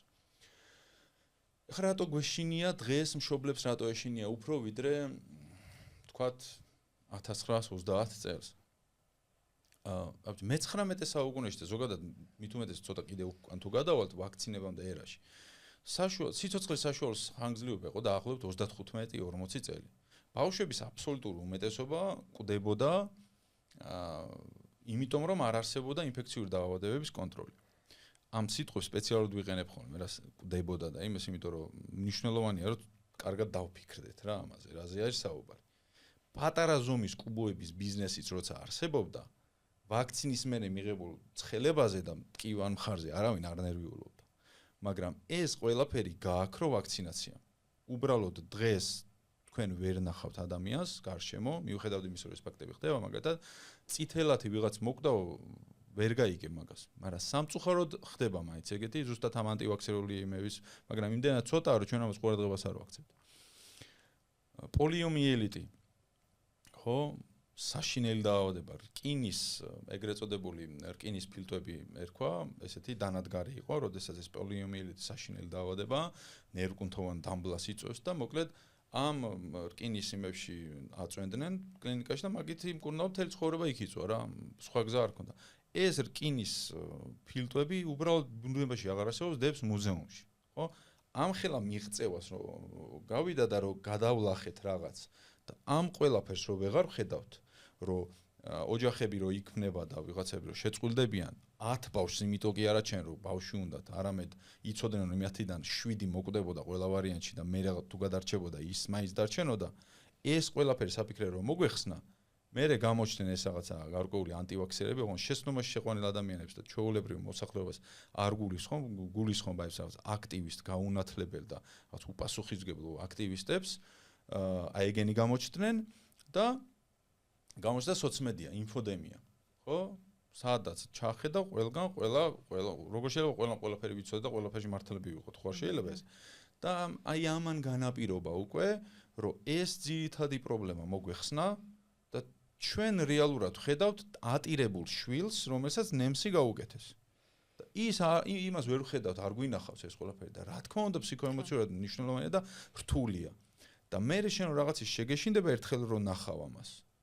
მე ვინც რა უნდა რაღაცა გითხავს უკვე მაინც ეჭვი გეპარება რა, იმიტომ რომ ნერვიულობ ეხა ბავშვს მხარი ეთკინა და სიცხე მისცა ვაქცინის მერე, ხო? თუმცა აი ტრამპის ადმინისტრაციაში სხვათა შორის არ არიან ექიმები, რამდენადაც გავიგე, ვისაც აქვს ეს თეორიები, რომ თურმე იმუნიტეტი უნდა მოერიოს ყველაფერს, იქ პარაცეტამოლის აუტიზმთან საერთოდ უსაფუძვლოდ დააკავშირა ადამიანმა, რომელიც მგონი ექიმი არ არის საერთოდ, უბრალოდ ადმინისტრაციის წარმომადგენელია და მე ხა ამათაც მეტი რა უნდათ, ვისაც ისედაც ეჯეროდა და არის კიდე მაუგლის მეთოდები ქვეყანაში, რომელიც ექიმიც ამბობს, რომ ვიცი რა იმუნიტეტი გაუძლიერებ ბავშვს სიცხეს როგორ უნდა ებრძოლო, ვაქცინა როგორ უნდა გაიკეთო, როცა ორგანიზმს თვითონ შეუძლია ყველაფერს გაუმკლავდეს და ეს არგუმენტები მათთვის რაღაცნაირად უფრო ისედაც რომ ჯერა რაღაცის და მიმყარებს იქ ტრამპი გამოვა იქ ექიმი, რომელსაც რა ვიცი მილიონი ბავშვი ყავს გადარჩენილი, როგორც თვითონ ამბობენ და ეს მეუბნება, ანუ უფრო რაღაც წრეებში პოპულარული ადამიანი, უფრო მჯერა რა რაც წინა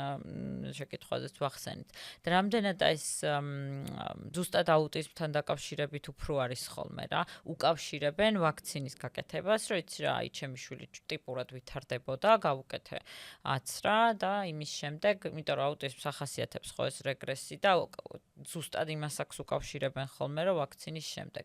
მაგრამ კიდევ აქვთ ხოლმე არგუმენტი, რომ იცი რა, მძიმე მეტალებს შეიცავს და მძიმე მეტალები კიდევ ეს დადასტურებულია, რომ აუტიზმთან არის კავშირში და რაღაცნაირად მიდიან მე ამ დასკვნამდე, რომ აი ვაქცინაცია უდრის აუტიზმს და ბევრია სამწუხაროდ აი აქ იმ ზრიან წინდებზე კიდე უნებელი ამბავია და დიდად თუ არიან არა უშავს, მაგრამ ვაქცინაციაზე მე პირადად შემხვდა ჯგუფში იყო წითელი წითელა და რომ მოვიკითხე რომ კაცო ხო აცრილები ვართ ყველა და ხო მივიტანეთ ამ დაწესებულებაში ეს ფურცელი რომ ბავშვი ნამდვილად ყველაფერზე აცრილი. კი გთხოვთ მაგ ფურცელს, მაგრამ ნახევარი ჯგუფი თურმე არ არის აცრილი როგორც აღმოვაჩინე. ხო, არ ვიცი, ცხოვრებაში ოდნავ მაინც საკუთარ თავში თუ ვინმე ეჭვი შეეპარება, მიღწევებში უნდა გავიხსენოთ, რომ ტრამპის ადმინისტრაციას აქვს ჩაბარებული სოფლიოში ერთ-ერთი ყველაზე წამყვანი ჯანდაცვის სისტემა რა, ანუ ამიტომაც არაფერში არ უნდა შეგვეპაროს საკუთარ იმაში, რა ქვია, საკუთარ თავში ეჭვი, იმიტომ რომ ეს ტრამპის ადმინისტრაცია განსაკუთრებით სხვა გეოპოლიტიკურად მე ვერ განსაზღვრება ხა მაგდენი არ მესმის, მაგრამ ჯანდაცვის სექტორში ვინც ყავს, ეხლა მაგიდაზე რომ დააკაკუნო, ამას უფრო მეტი IQ აქვს ვიდრე იმათ ერთად აღებულს რა. ჯო როგანის და რაღაც კენედის დონეზე წყდება ჯანდაცვის ამბები ერთ-ერთ სოფლიოში ერთ-ერთ წამყვან ქვეყანაში რა. ერთ-ერთ რა მთავარ წამყვან ქვეყანაში. ხო, ამიტომაც ვიძახი რა, ეს პოლინგის მაგალითიც იმიტომ მოვიყვანე რა. რომ შეიძლება ძალიან ჭკვიანი იყოს ადამიანი ერთ რაღაცაში და მე საშინელი იდიოტობები ლაპარაკობს და მეორე შეიძლება მთელი თავის ცხოვრება იდიოტობებს ლაპარაკობდეს და უბრალოდ ნოლი განათლება ჰქონდეს და მე გახდეს ჯანდაცვის მინისტრი, ხო? აი ცხოვრება არის ეს. ამისი გააზრება ძალიან რთულია, მაგრამ ხშირად ჩემთვისაც ვთქვამს, რა იცი რა, ეკი არა ტრამპმაც კი ის თქვა და ანუ იმისი არ იყოს რა მარჩევნების დროს. აი ტრამპმა რო თქვა რა მე აი ხო. რა მაგრამ ამას ვერ ეს კარგად მუშაობს იმაზე. გამოვიდა და ტრამპმაც კი 70 ტრამპაც კი ლაპარაკა და 71-დან 7 ვაქცინაზე ჩამოვიდნენ ამერიკაში. ანუ ამ ერთ წინადადებაში არის იმდენი ტყუილი 72 არსად არ ყოფილა.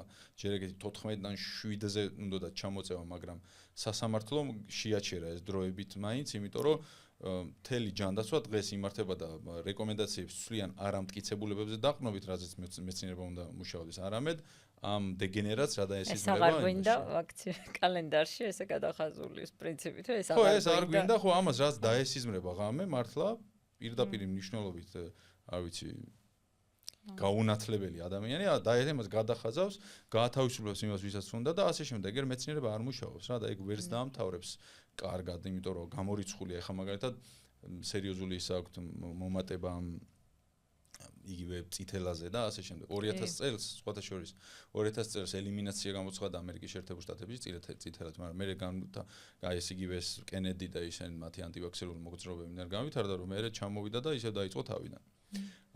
ხო, ეხლა რა შეეხება, მაგრამ აი ამათი მიუხედავად იმისა, რომ ერთ შეხედვით მართლა ადამიანის სიგონებას რომ დაფიქრდე, სასაცილოა ეხლა ტრამპმა რაღაცა თქვა მედიცინაში რა შუაში შეიძლება იყოს და რატო უნდა ენდო, მაგრამ ფსიქოლოგიურად რომ მუშაობს, იგივე იყო ამ პარაცეტამოლზე რო ატეხეს, ხო? რო ისო პარაცეტამოლის მიღება თითქოს ორსულობის დროს თითქოს იწვევს აუტიზმს. ეგ მე თვითონვე გადათქვეს. მაგრამ კაცი შვილს არ გაუგია მოისმენთ ეგ თქვენ მაგალითად ნახეთ ხო ეხლა რო იმას აქნა რა ქვია გამოკითხო მოსახლეობა ვინც ეგ მოისმენა ეს მეორე მხარე გამორიცხული არ ექნება და დრამატულად დაეცა ამ წამლის გამოყენება ორსულობაში არა და ორსულობაში ცხელება და ვირუსული ინფექციები პირიქით დაკავშირებულია აუტიზმის რისკის ზრდასთან. ანუ აქ ტემპერატურის მართვა ძალიან მნიშვნელოვანია და თან ორსულობის დროს ძალიან შეზღუდულები ვართ რა ეხლა მედიკამენტებს ვერ ხმარობ. პარაცეტამოლი არის ერთ-ერთი ყველაზე ის რაც შეგვიძლია რომ შვიდად წყნარად და დოზირებულად რა თქმა უნდა. და ვიხმაროთ. აუტიზმის და მძიმე მეტალების იმაზე მოდი სანამაგაზე გადავართ უნდა მოდი ვთქვათ რა არის ზოგადად ვაქცინა რა არის ხო? აი ვაქცინის პრინციპი შეიძლება ესეთი ჩემი სათვალის ჩასადებს ამოვიღებ. ეხლა ეს რო შევადაროთ ეს არის სათვალის ჩასადები არის ხო? ხო? ახლა ესე ვქნა და ესე გაჩვენოთ. ეხლა ეს რა არის?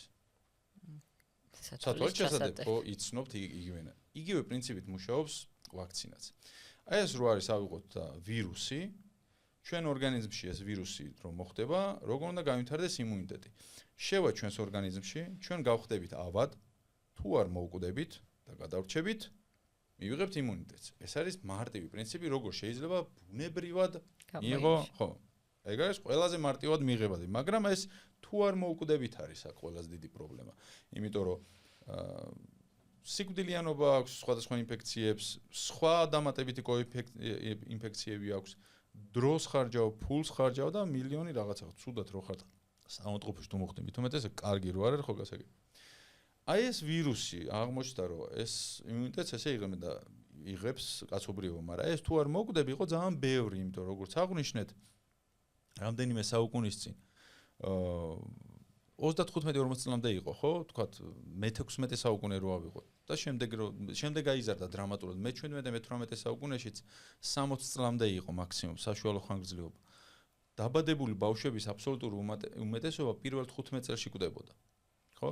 და სამეცნიერო საზოგადოების საფიქრალი იყო, რომ ეს იმუნიტეტი, ეხლა მხატვრულად ვამბობ, ეხლა რა თქმა უნდა ეგრე არ გამითარებულა, მაგრამ სამეცნიერო საზოგადოების საფიქრალი იყო, რომ ეს იმუნიტეტი როგორ მივიღოთ ამისთვის, ისე რომ ეს თუ არ მოკვდი, ამოვაგდოთ შუიდან. ხო? და ზუსტად იგივე გააკეთეს, აიღეს ეს ვირუსი, დაჭმუჭნეს. როგორც თქვენ იცით, რომ ამას დავჭმუჭნით თუ არ დავჭმუჭნით, ხო ისედაც ხვდებით, რომ სათვალით ჩასადებია.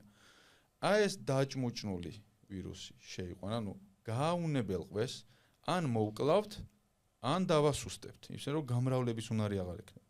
და მოდი ეს შევიყვანოთ ადამიანის ორგანიზმში. ეს შევიყვანოთ ადამიანის ორგანიზმზე ისევე ამოიცნო ეს ვირუსი დაჭმუჭნულ მდგომარეობაში, როგორც თქვენ ამოიცანეთ ამის ჩასადები და მაგრამ ავად აღარ გახდა. და მივიღეთ იმუნიტეტი. აი, ეს არის წითელას ვაქცინა მაგალითად, ხო? ეხლა ამ ჩასადებს თუ შეხედავთ, ხო? აი ესეთი რაღაცეები აქვს, ხო? აი ეს რომ მოვჭრამე ეს ხო არის ვირუსი და ვირუსაც აქვს თავისი ცილები. ეს ვირუსი ნაწილი მოვჭერი, შევიყვანე ადამიანის ორგანიზმში, მთლიანი ვირუსი კი აღარ არის, უკვე ნაწილია, მაგრამ ჩემმა ორგანიზმმა ამოიცნო, რომ ეს სათვალის ჩასადების არ არის და იმას ამოიცნო, რომ ეს კოვიდის არ არის სიტუაცია. გამოიმუშავა იმუნიტეტი და მივიღეთ იმუნიტეტი ავადგახდომის გარეშე. ეს არის მაგალითად Pfizer-ის ვაქცინა. ეხლა მე ამ ნაწილაკს თუ ავიღებ და მეორე სხვა უვნებელ ვირუსში ჩავდებ და მე შევუყვან ადამიანის ორგანიზმში, ეს ვირუსი უვნებელია, ეს ნაწილაკი ამისი აქვს, ავად არ გახდება ადამიანი და მაინც გამოიმუშავებს იმუნიტეტს. აი ეს არის AstraZeneca ეგრეთ წოდებული, ხო? და მაგალითად მე თუ ავიღებ და როგორი საინტერესო ფორმა აქვს ამას და აი ამ ფორმას მე ლაბორატორიაში ჩემით უბრალოდ ამ ცილის ფორმას გამოვიყვან, რომელსაც არანაირი ეფექტი ვირუსი იმისი დაინფიცირების კუთხით არ აქვს. ავიღებ ამას და ამას შევუყვან ადამიანის ორგანიზმში. ისევე ამოიცნობს, ოღონდ ავად არ გახდება და გამოიმუშავებს იმუნიტეტს. ეს არის რეკომბინანტ ვაქცინა, იმისი პაპილომავირუსის ვაქცინა. კი, აი ზუსტად მანდ უნდა გადავსულიყავი კიდევ ძალიან დიდი მითქმა-მოთქმა ამ ამ პაპილომავირუსის ვაქცინაზეც და არსებობს ესე იგი დიდი შიშები, ამბები და სხვათა შორის ძალიან დაბალი მიმართვიანობა. კი, ხო, ამიტომაც აი პირველ რიგში სანამ მაგიებზე გადავალთ რა, აუტიზმზე, პაპილომავირუსზე, უნდა გვესმოდეს რა არის ვაქცინა. ვაქცინა არის, რომ ეს ვირუსს ვიღებთ რაღაც ნაწილაკის შეგვაქვს, იმიტომ რომ ეს ვირუსი თუ მოხვდა ჩვენს ორგანიზმში, ჩვენ ავად გავხდებით ისე, როგორ შევა ჩვენს უჯრედში, ჩვენ უჯრედის დნმ-ს შეცვლის, შემდეგ თავის გამრავლებას დაიწყებს, ცუდად გავხდებით და ასე შემდეგ და ასე შემდეგ. და იმის ნაცვლად ეს თლიანი შეგვეყაროს, ჩვენ ამის ნაწილაკს ვიღებ და იმის ვიყოს, ხო? არ შეიძლება რომ ნაწილაკი ამაზე უფრო საშიში იყოს, ხო? მარტივი. ეს არის უბრალოდ ვაქცინის არსი, რომ მარტივი გასაგები იყოს მსმენელისთვის. ეხლა რაც შეეხება აუტიზმს, ნებისმიერი მედიკამენტი, ვაქცინა და ასე შემდეგ დანამატები მაგაში არ შედის, მაგალითად, როგონიათ რომ დანამატი რაღაც იმუნიტეტის მithumetes, ხო? იმუნიტეტის გაძლიერება, ეგეთი ტერმინი ზოგადად მე სამეცნიერო თვალსაზრისით არასწორი არის, იმუნიტეტის გაძლიერება ეგეთ რაღაცა არ არსებობს. დანამატები ეგრე არ კონტროლდება, მაგრამ შენ თუ გინდა რომ მედიკამენტი გამოიტანო, ასე ვთქვათ, ბაზარზე, ან ვაქცინა გამოიტანო, ეს ძალიან რთულ და ძალიან ხანგრძლივ, ძალიან ძვირ პროცესს გაზრდის, იმიტომ რომ შენ ნამდვილად უნდა დაანდასტურო, რომ ეს უსაფრთხოა, შემდეგ ნამდვილად უნდა დაანდასტურო, რომ ეს ეფექტურია და მე რაღა გამოდის გარეთ, ასე ვთქვათ, კალენდარში მოხდება თუ აფთიაქსი და ასე შემდეგ. ერთ-ერთი ასეთი ეს აუტიზმთან დაკავშირებით ესეთი კვლევა დადო, ენდრიუ უეიკფილდი იყო, ესეთი გასტროენტეროლოგი არის, მე მგონი ცოცხალია ისევ. რომელმაც ჩაატარა კვლევა, მაგრამ კვლევის ჩატარება ასევე ეგეც უნდა გვესმოდეს, რომ კვლევა თავისთავადვე არაფერს არ ნიშნავს. კვლევას აქვს თავისი მეთოდოლოგია, ხო? თუ კი მე ჩავატარებ ჩემთან სამზარეულოში კვლევას და ვიღაცა სადღაც იელის უნივერსიტეტში, ორივე კვლევა ჩავატარეთ, მაგრამ გასაგებია რომელი უფრო სანდო იქნება. ჩემი არა. ხო? ხო და მაგას აქვს მნიშვნელობა, კვლევა როგორ ჩატარდა ეგ არის. ეს კვლევა იყო ჩატარებული 12 ბავშვზე. ამ ადამიანს, ამ ექიმს ჰქონდა ფინანსური ინტერესები, იმიტომ რომ უნდა და დისკრედიტაცია გაეკეთებინა წითელი წითურა ყბაყურის ვაქცინის, იმიტომ რომ ცალ-ცალკე უნდა გააკეთებინა და თავის ფინანსური ინტერესები ჰქონდა, ფულიც ჰქონდა აღებული და 12 ბავშვზე ჩატარებული კვლევაში დაწერა დასკვნა, რომ ეს MMR ვაქცინა თითქოს და დაკავშირებული არის აუტიზმის განვითარებასთან და ასევე ქრონიკულ რაღაც ენტეროკოლიტთან, ხო? ეხლა ამის მე რა მოხდა? ჯერ 12 ბავშვზე ჩატარებულ კვლევაზე სერიოზულად როგორ შეიძლება ვილაპარაკოთ, მაგრამ ყველაფერს რო თავი დავანებოთ, ძალიან საინტერესო არის ის, რომ აი ამ კვლევიდან მხოლოდ ეს აუტიზმი ამოიღეს და ჩაეჭიდნენ და აი ეს ეპიდემია ამის გამო გვაქვს და აი ეს და ეს კვლევა რომ ამას ნიშნავდეს. ამ ენტეროკოლიტის ეპიდემია რატო არა გვაქვს? ხო? ანუ რატო მიაჩუმათ ეს ამბავი? ხო, საწავიდა ეს. მერე რანაირად შეიძლება რომ უფრო ბიჭებში უფრო პრევალენტური რანაირად შეიძლება იყოს აუტიზმი, ხო? მაგალითად აუტიზმის რიცხვი იზრდება მათ შორის მაშინაც რაც უფრო ორგანული საკვები, რაც უსასუქო და ორგანული საკვები რაც წამოვიდა, სტატისტიკა რომ ნახოთ, რაც უფრო პოპულარული ხდება ორგანული საკვები, მით უფრო იზრდება აუტიზმი. და რა, ანუ იმის ბრალია? ეს არის ზუსტად კორელაცია, ხო? ლომბარდიაში, იტალიაში რო მოხდა უბედური აფეთქება და უბრალოდ გარდაცვლილი ადამიანები სახლიდან ვერ გაყავდათ, მაგ პერიოდში კახეთში არაფერი არ ხდებოდა მაგალითად. იტალიაში ჭამენ პიცას, უფრო მეტად ჩვენ ჭამთ აქ ხაშლამას. შეიძლება ამით თქვა რომ ხაშლამა კოვიდის პრევენციას აკეთებს, ეგ ხო იქნება უბრალოდ манипуляცია. აი ეგეთი რაღაცა გააკეთა ამ კაცმა. 12 ბავშვზე ჩატარებული კვლევა, რომელიც დასკვნას გაყალბებული იყო, მერე ეს აუტისტური ენტეროკოლიტი და ეტყობა ამან რო არ გაამართლა ეს საერთოდ დაივიწყეს და ამ აუტიზმი წამოიღეს და უბრალოდ არსიც კი საიდანაც ეს დაიწყო.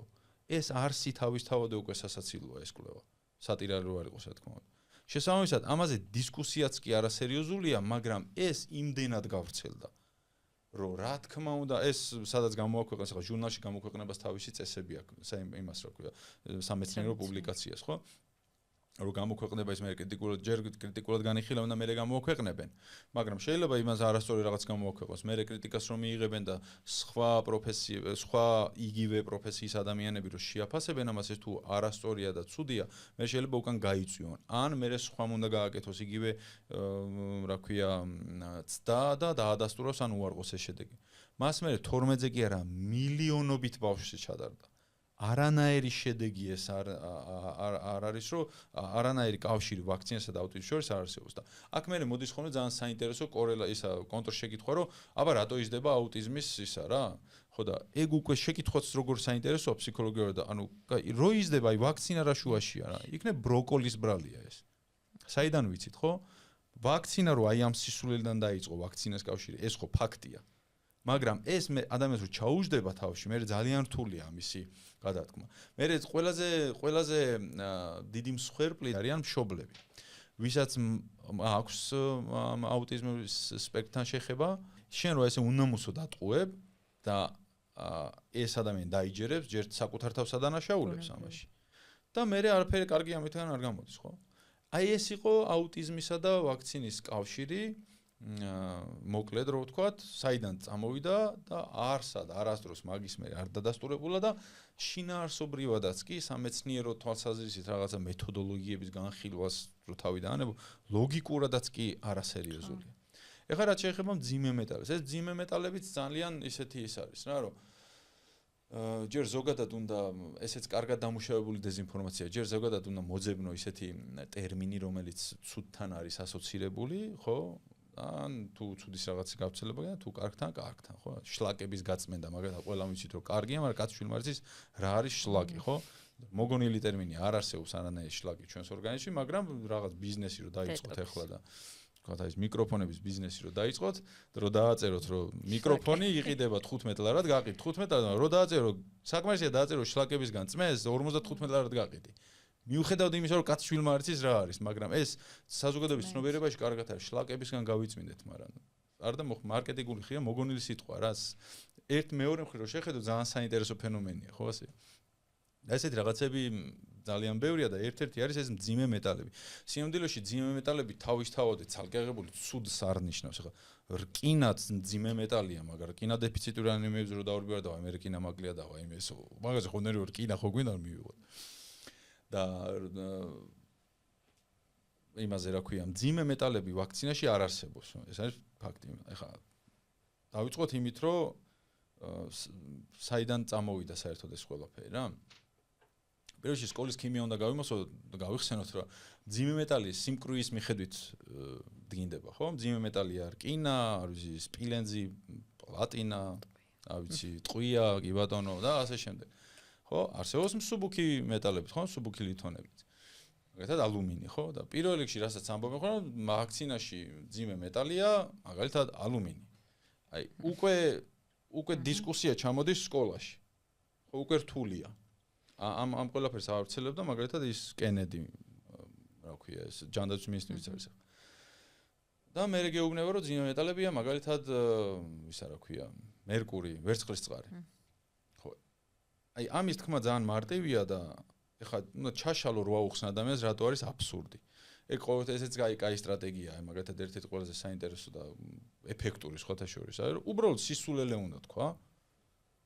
და მე იტყვის, აი ვაქცინაში მძიმე მეტალებია, ხო, თქვა ვიღაცა. აი ხა ჩვენ უნდა ვიზრდეთ 9 საათი ვილაპარაკოთ იმაზე, რატო არ არის ეგ, მაგრამ ის ერთ წინადადებაში მარტივად აიმახსოვრებს, ხო?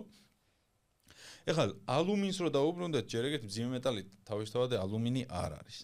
მეორე ბაზისურ ქიმიაზე მივდივართ აქაც. ოღონდ აქ ბაზისურ ქიმიაზე იმაზე არ უნდა გავუსვათ ხაზი, რომ აი მე ყველაფერი მახსოვს, როგორი ჭკვიანი ვარ და თქვენ არავის არ გახსოვთ. არა, სკოლის ქიმია მეც არ მახსოვს, უბრალოდ რაღაცა რომ მოხდა და რაღაცა მე დავჯექი და წავიკითხე და წავედი უკან. თორე ადამიანს ყოველდღიურ ცხოვრებაში ხა მართლა ესე ვერ გაგეთ, ეს ჩემი საქმეა უბრალოდ, თორე ხა თქვენ შეიძლება არც გეკუთვნით ეხა და შეიძლება არც დაფიქრდე მაგაზე, ხო? პრობლემა არის ყოველთვის გამავრცელებელი და ეს აგიტატორი, ეს კენედისნაირი ადამიანები, უპასუხისმგებლო ადამიანები, ძალიან რბილად რო ვთქვათ და არა შეცდომაში შეყვანილი ადამიანები, ხო? ანუ ეხა ალუმინი რას ნიშნავს? ალუმინი პირველ რიგში არის, რომ არ არის მძიმე მეტალი. ეს ერთი ტყუილი. ხო, მეორე ხა ალუმინი წარმოუდგენია, თუ ეს ალუმინი აიღეს და ჩაათალეს ამ იმაში, ხო, როგორც მეტალი, ხო? ესე არ არის. გამოიყენება ალუმინი, ალუმინის მარილები გამოიყენება. ალუმინის, რა ვიცი, ჰიდროქსიდი, ფოსფატი და ასე შემდეგ. ეხლა რატო აქვს ამას მნიშვნელობა? ქიმიური ნივთიერების რაობას არ განსაზღვრავს მხოლოდ სახელი. განსაზღვრავს მისი ქიმიური ბმა, მისი დოზა, რა თქმა უნდა და ასე შემდეგ, ხო? ყველაზე მარტივი მაგალითი არის ნატრიუმი. ნატრიუმი არის წყალში თუ ჩააგდებ ფეთქებადი ნივთიერება წყალთან შეხებაში. ქლორი არის ტოქსიკური გაზი, რომელსაც მეორე მსოფლიოში მეგონი იყენებდნენ ადამიანების მოსაკლავად, მაგრამ ნატრიუმის ქლორიდი არის სუფრის მარილი. ხო? აი ალუმინია ვაქცინაშიო რო გითხას ვიღაცამ, იგივე არის და რაღაცა დაგემართებაო, იგივე არის რო გითხარ, რომ ავდი ხაშლამაზე რომ მარილს აყრი არ მოაყარო, იმიტომ რომ ფეთქებად საშიში ტოქსიკური გაზიაო რო გითხარს, ხო? ანუ ხო ხდები რა დონის იმაზე დადიხარ დისკუსიაზე, იმიტომ რომ რთულია აქედან რაღაცას ქვემოთ თუ არ შევთანხმდით, ზემოთ გამოთ საზრი არ აქვს. იგივეა აქაც, ალუმინის მარილები გამოიყენება და ეს მარილები ვიცით რომ უსაფრთხოა, აძლევს უფრო უკეთეს იმუნურ პასუხს. მალე გამოიდევნება ორგანიზმიდან და ალუმინი ზოგადადაც დედამიწის ქერქში ყველაზე ყველაზე ხშირად შეხვედრადი ლითონია. ყოველდღიურად გვაქვს ჩვენ მასთან შეხება. ძუძუთი რო ყვებავს ბავშვს დედა, ალუმინის 10-ჯერ მეტ რაოდენობას გადასცემს, ვიდრე იმ ერთჯერადი ინექციით. აბსოლუტურად არანაირი პრობლემა არ არის მათ, ხო? ანუ ეს თავისთავად მძიმე მეტალის კონცეფცია და თვითონვე ალუმინის კონცეფცია არის საერთოდ აი არაფერი რა, უბრალოდ აი ესე მარტივად მიწოდებული შეცდომაში შემყვანი. იგივე არის ვერცხლისწყალზე. აქაც ისეთ იმას რომ ვერცხლისწყალის თავისთავად ხა ის არის ტოქსიკურია, რა თქმა უნდა, ვიცით, მაგრამ აქაც მარილებზე არის საუბარის რა, არის მერკური იგივე არ არის რაც ეთილმერკული და არ არის იგივე რაც მეთილმერკული. მეთილმერკული აი ეს არის ორგანული ვერცხლისწყლის ნაერთია, რომელიც აი დიდ ოკეანის თევზებში არის ხოლმე და ბევრი სჭამა მაგიტომაც არ შეიძლება და რაღაცა ცოტა ტოქსიკურია და ძალიან დიდხანს რჩება ორგანიზმში და რაღაც. მაგრამ ეთილმერკური 3-4 დღეში გამოიდევნება, არ არის ტოქსიკური და გამოიყენება მულტიდოზიან ვაქცინებში მხოლოდ და მხოლოდ იმიტომ რომ ის იყოს ანტისეპტიკური, ასე თქვათ, რო არ დაბინძუროს. მულტიდოზა რო არის, შერჭობა გიწევს გამოღებაში, თუ რაღაცა რო არ შეიტანოს. აი ეს არის და ეს. ხო? და აი ეს არის წარმოიდგინე დახურდოვებული იქამდე რომ თითქოს ვერცხლის წყალი შეეყავთ იმაში. ბავშვებში. მაგრამ ეს აი თავისთავად ხო აბსურდია უბრალოდ, მაგრამ იმდენად გავრცელდა ეს, რომ ბოლოს ადგენენ და ამოიღეს ეს მაინც. ყოველგვარი სამეცნიერო საფუძვლის გარეშე. ამოიღეს და აუტიზმის ის რიცხვები რა თქმა უნდა იზრდებოდა. ეხლა მე მიჩუმდნენ რა, აღარ მიაქციეს ყურადღება რა, მაგამ ბავს ისევე როგორც იმაში. თუმცა ამ მეთით და ამ არგუმენტით საზრდოობს, რა ვიცი, ძალიან ბევრი ადამიანი ზარალდება საბოლოოდ მე მშობელი, რომელმაც არ იცის. თან რეგრესია გბავშვს და აკავშირებს იმასთან, რომ აიმენე და არამეცრა, ხო, აი, წითელაწითურა ზუსტად 1 წელზე წელიწად და ხორცრა ვაქცინებიც კეთდება. ამას უკავშირდება ის, რომ ბავშვმა უნდა გამოავლინოს მაგ დროს რაღაცა მეტყველების გარკვეული უნარები, ამ დროს ბავშვი უკან მიდის ვერ ახდეს და რაღაცნაირად ემთხვევა ამ განვითარების ეტაპს და არგუმენტად აქვს ხო აი მაგ შემთხვევაში უბრალოდ როდესაც სუბიექტურად შეხება ძალიან რთულია ეს მშობელს რა აუხსნა მაგრამ იგივე არის აი ეს რაც უფრო პოპულარული ხდება ორგანული საკვები აუტიზმის რიცხვი იმატებს და რა ვქნათ ახლა მაგას ხო არ დავაბრალებთ არ შეიძლება უბრალოდ და თან მეორე მხრივ არის ძალიან თავად წითელა რო წარმოუდგენთ წითელი ბუშტებით შესახვედრი რაღაც სათამაშო ისე ეგრე არ არის 1000-დან ერთი ბავშვი კვდება, ერთი ბავშვი ყრუდება და სერიოზული ენცეფალიტები ვითარდება, მათ შორის არსებობს ქვემწვავე მასკლეროზებელი ენცეფალიტი, ესეთი დაავადება, რომელიც 100%-იანი სასიკვდილოა, მისი მკურნალობა არ არსებობს და ვითარდება მხოლოდ და მხოლოდ წითელას ბუნებრივად გადატანის შემდეგ 10000-დან ერთ შემთხვევა შეიძლება იყოს და შეიძლება განვითარდეს 5, 10, 20 წლის მერეც კი. მაგრამ ეს დიდი ალბათობით უმეტესობას არც გაუგია. ეს წითელა არ არის ეგრე ხელწამოსაკრავი დაავადება, თუმცა აი ამ დეზინფორმაციული კამპანიის პერიოდისა გამო და იმის გამო რომ თან ახლა ამ პრობლემებს ვერ ხედავთ, საბოლოო ჯამში მივდივართ იქამდე რომ გონიათ რომ რაღაცა კარგს აკეთებენ, მაგრამ სინამდვილეში ეგრე არ არის. ხო და აი პაპილომავირუსი დასკვნით ნაწილში მინდოდა რომ პაპილომავირუსის ვაქცინაზე თქვენ საუბრა ეს ახალია, თან დაბალი მიმართვიანობა აქვს და ბევრი კითხვა ჩნდება ხოლმე რა ამ ვაქცინასთან დაკავშირებით.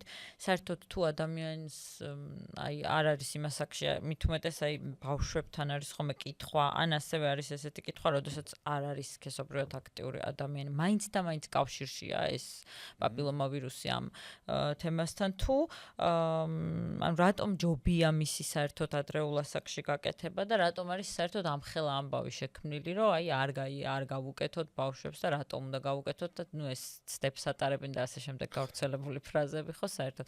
ცოტა ამ ცდის არსი ხოლმე ჩემთვისაც გაუგება რეი კონკრეტულად რა მიმართულებით ატარებენ ცდას ან რა უნდათ და ნუ მე ამბობენ რომ იცი რა აი ამ პლანეტის მოსახლეობის ხელოვნურად შემცირება თუ რაღაც, იმიტომ რომ შვილოსნობაზე მაინც კავშირშია ეს სქესობრივ და რეპროდუქციულ ჯანმრთელობას. პლანეტის ხო, პლანეტის ეგ ცნობილი თეორია არის, კონსპირაციული თეორია, რომ 1 მილიარდამდე უნდა დაყვანაო რა და ეგ ცოტა ისეთი უცნაური არის, მათემატიკურადაც კი საინტერესოა, უბრალოდ აი კალკულატორი უნდა აიღო და არ ვიცი, მე მგონი ზუსტად შეიძლება ხმეთ ჩემი შორის მე გადავამოწოთ, აი 10000 რო ხარჯო ყოველდღიურად მილიარდის დახარჯვა რამდენ ხანში მოგიწევს რა, წარმოიდგინე რა.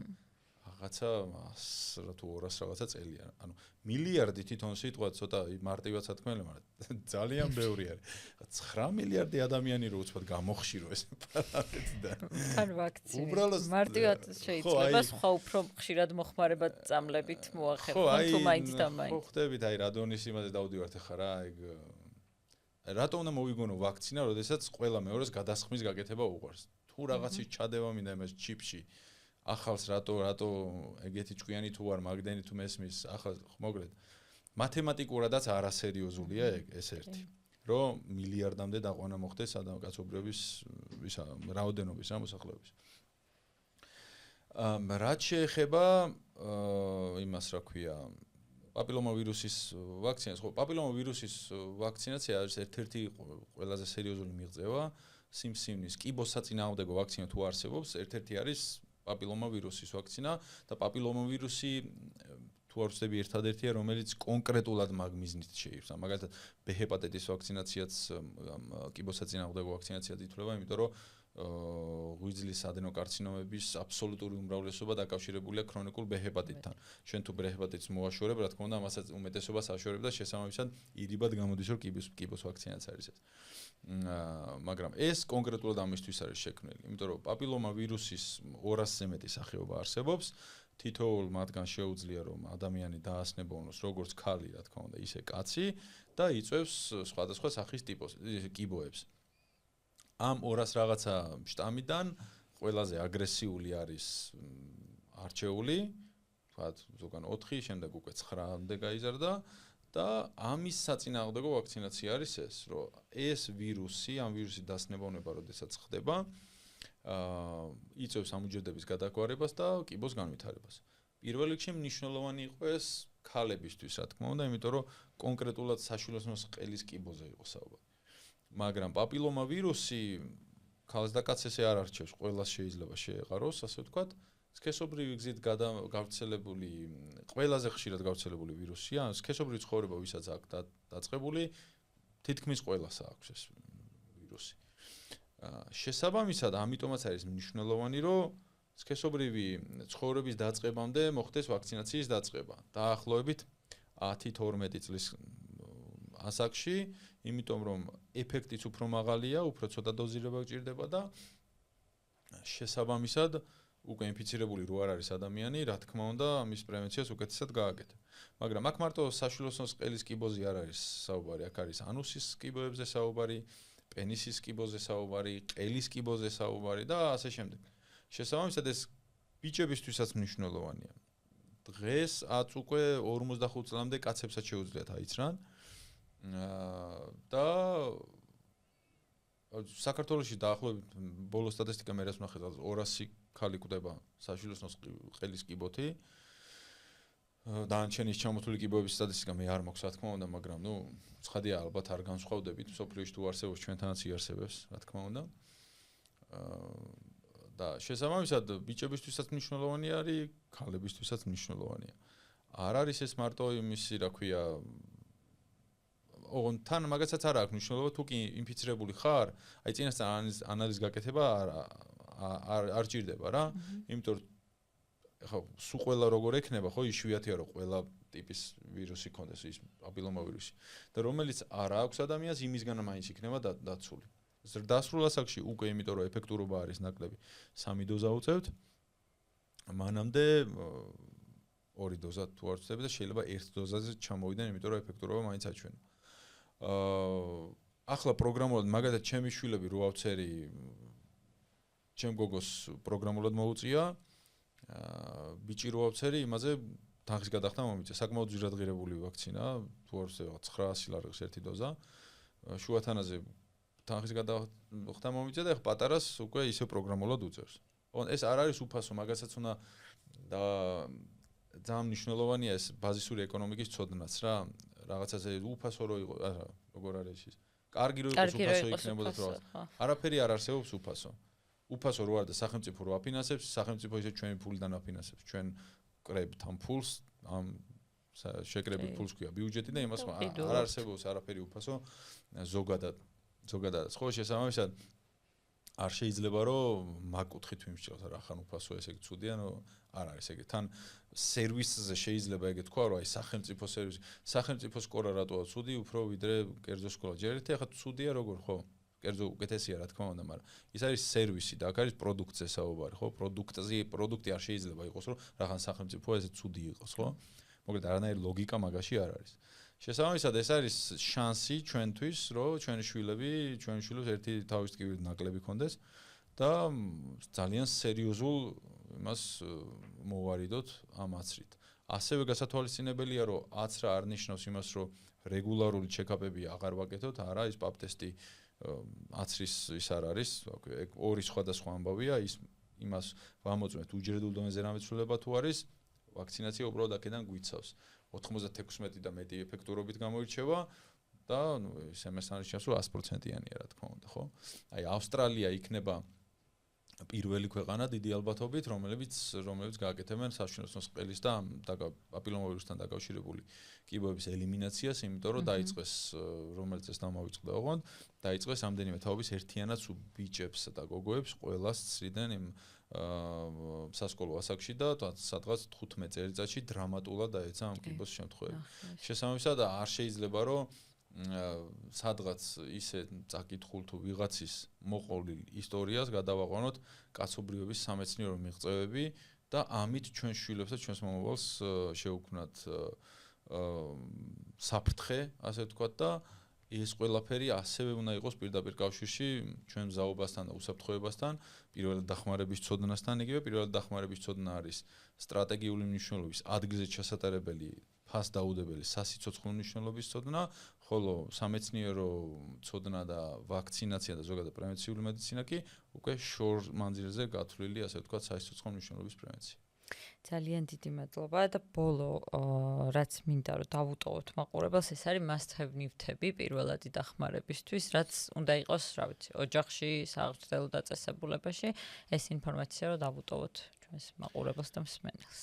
ხო, მაშინ ბარემ აქვე ვთქვათ, რომ რატო არ არის მარტო რეგულაცია კარგი. აი მაგალითად დღეს რეგულაციით მოეთხოვება სხვადასხვა დაწესებულებას პირველად დახმარების ჩანთის ქონა.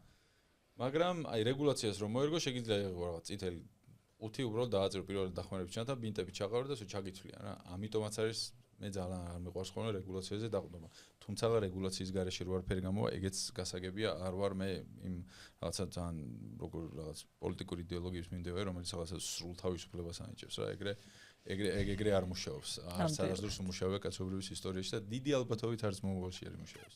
მაგრამ არასდროს არ ვთქვათ არასდროს. მოკლედ მნიშვნელობა არ აქვს რეგულაციას რა. ადამიანს ჯერ უნდა აუცილებლად აუხსნა, ასწავლო, რისთვის არის ეს ყველაფერი მნიშვნელოვანი. ჩანთას როდესაც ვამზადებთ, არ არსებობს ოქროს სტანდარტი. იმიტომ რომ ჩანთის შიგთავსი აუცილებლად უნდა იყოს მორგებული რაოდენობაზე ადამიანების და იმ ადამიანის ცოდნაზე, ამ ადამიანს რა ცოდნა აქვს, ხო? იმიტომ რომ ლარინგოსკოპს უჩაუდებ, თქვათ, არ ვიცი, დურგალს, ის ვერ გამოიყენებს ამას, ხო ასე? აუცილებელი მაინც რა არის ახლა? მაკრატელი უნდა იყოს, ხო, მაკრატელის სიაფის გამოდები ხოლმე პატარა პეპლების გამოსაჭირო მაკრატელს, ხო, მაკრატელის მთელი არსი პირველად დახმარების ჩანთაში არის ის, რომ ტანსაცმელი უნდა გაჭრა, უნდა იყოს heavy duty ეგრეთ წოდებული მაკრატელი, დიდი რომ ტანსაცმელი გაჭრას. აუცილებლად უნდა იყოს გულფიტვის ინформაციის ნიღაბი. ამისთვის გულფიტვის ინформაციის ცოდნა უნდა ქონდეს ცხადია. აუცილებლად უნდა იყოს ტურნიკეტი, ლახტი. ოღონ ლახტი ეს სისხლის გასაჩერებელი ლახტი, იმიტომ რომ რეგულაციაში ეს ჟგუტი ეგრეთ წოდებული უწერია და დებენ ხოლმე ვენაში ნემსის გასაკეთებელ ჟგუტს, ხო? იმიტომ რომ რეგულაციას მოერგოს, მაგრამ არაფერ შუაში არ არის, რა შეგჭირდება ვენაში ნემსის გასაკეთებელ ჟგუტი იმაში, ხო? აუცილებლად უნდა იყოს ლახტი. თერმული პლედი თუ იქნება ძალიან კარგი. უნდა იყოს არტაშანი აუცილებლად მოტეხილობის ფიქსაციისთვის და აი მაგის მერე რა გინდა სულო დაგულო ბინტი ეს დასაკრობი წებოდი ლენტები არ ვიცი ყინულის ინსტანტ ისე რო ქვია ცივის აფენები იქნება სხვადასხვა ანტისეპტიკური ხსნარი იქნება თუ ასე შემდეგ დანარჩენი არის უკვე რაც გნებავთ ის რა მაგრამ თავარი უნდა გვახსოვდეს რომ პირველადი დახმარების ჩანთის არსი არის რომ კრიტიკულ მდგომარეობაში დაგეხმაროს ადამიანის სიცოცხლის გადასარჩენად, თორე შერჭუბილ ხიჭს და გაჭრილ თითს დროში გაწელილ მდგომარეობაში უმკურნალებს რაღაცას უშველით აუცილებლად. ძალიან დიდი მადლობა სტუმრობისთვის, ძალიან საინტერესო იყო ჩემთვისაც და დარწმუნებული ვარ მაყურებლისთვისაც, მსმენელისთვისაც და კიდევ ერთხელ უღრმესი მადლობა, რომ ამ მნიშვნელოვანი ინფორმაციას აზიარებთ ზოგადად, ჩვენც გაგვიზიარეთ დღეს და იმედია, რომ რაღაცები ამის ფონზე თუ ბევრი ასეთი ინფორმაცია იქნება, სასიკეთოდ შეიცვლება. მადლობა პირიქით მოწვევისთვის კიდევ. მაყურებელს დავემშვიდობები, იმედია საინტერესო იყო თქვენთვის ჩვენი გადაცემა. გთხოვთ არ დაგავიწყდეთ, გამოიწეროთ არხი, დაალაიქოთ ვიდეო, გააზიაროთ და გაააქტიუროთ ზარის ღილაკი.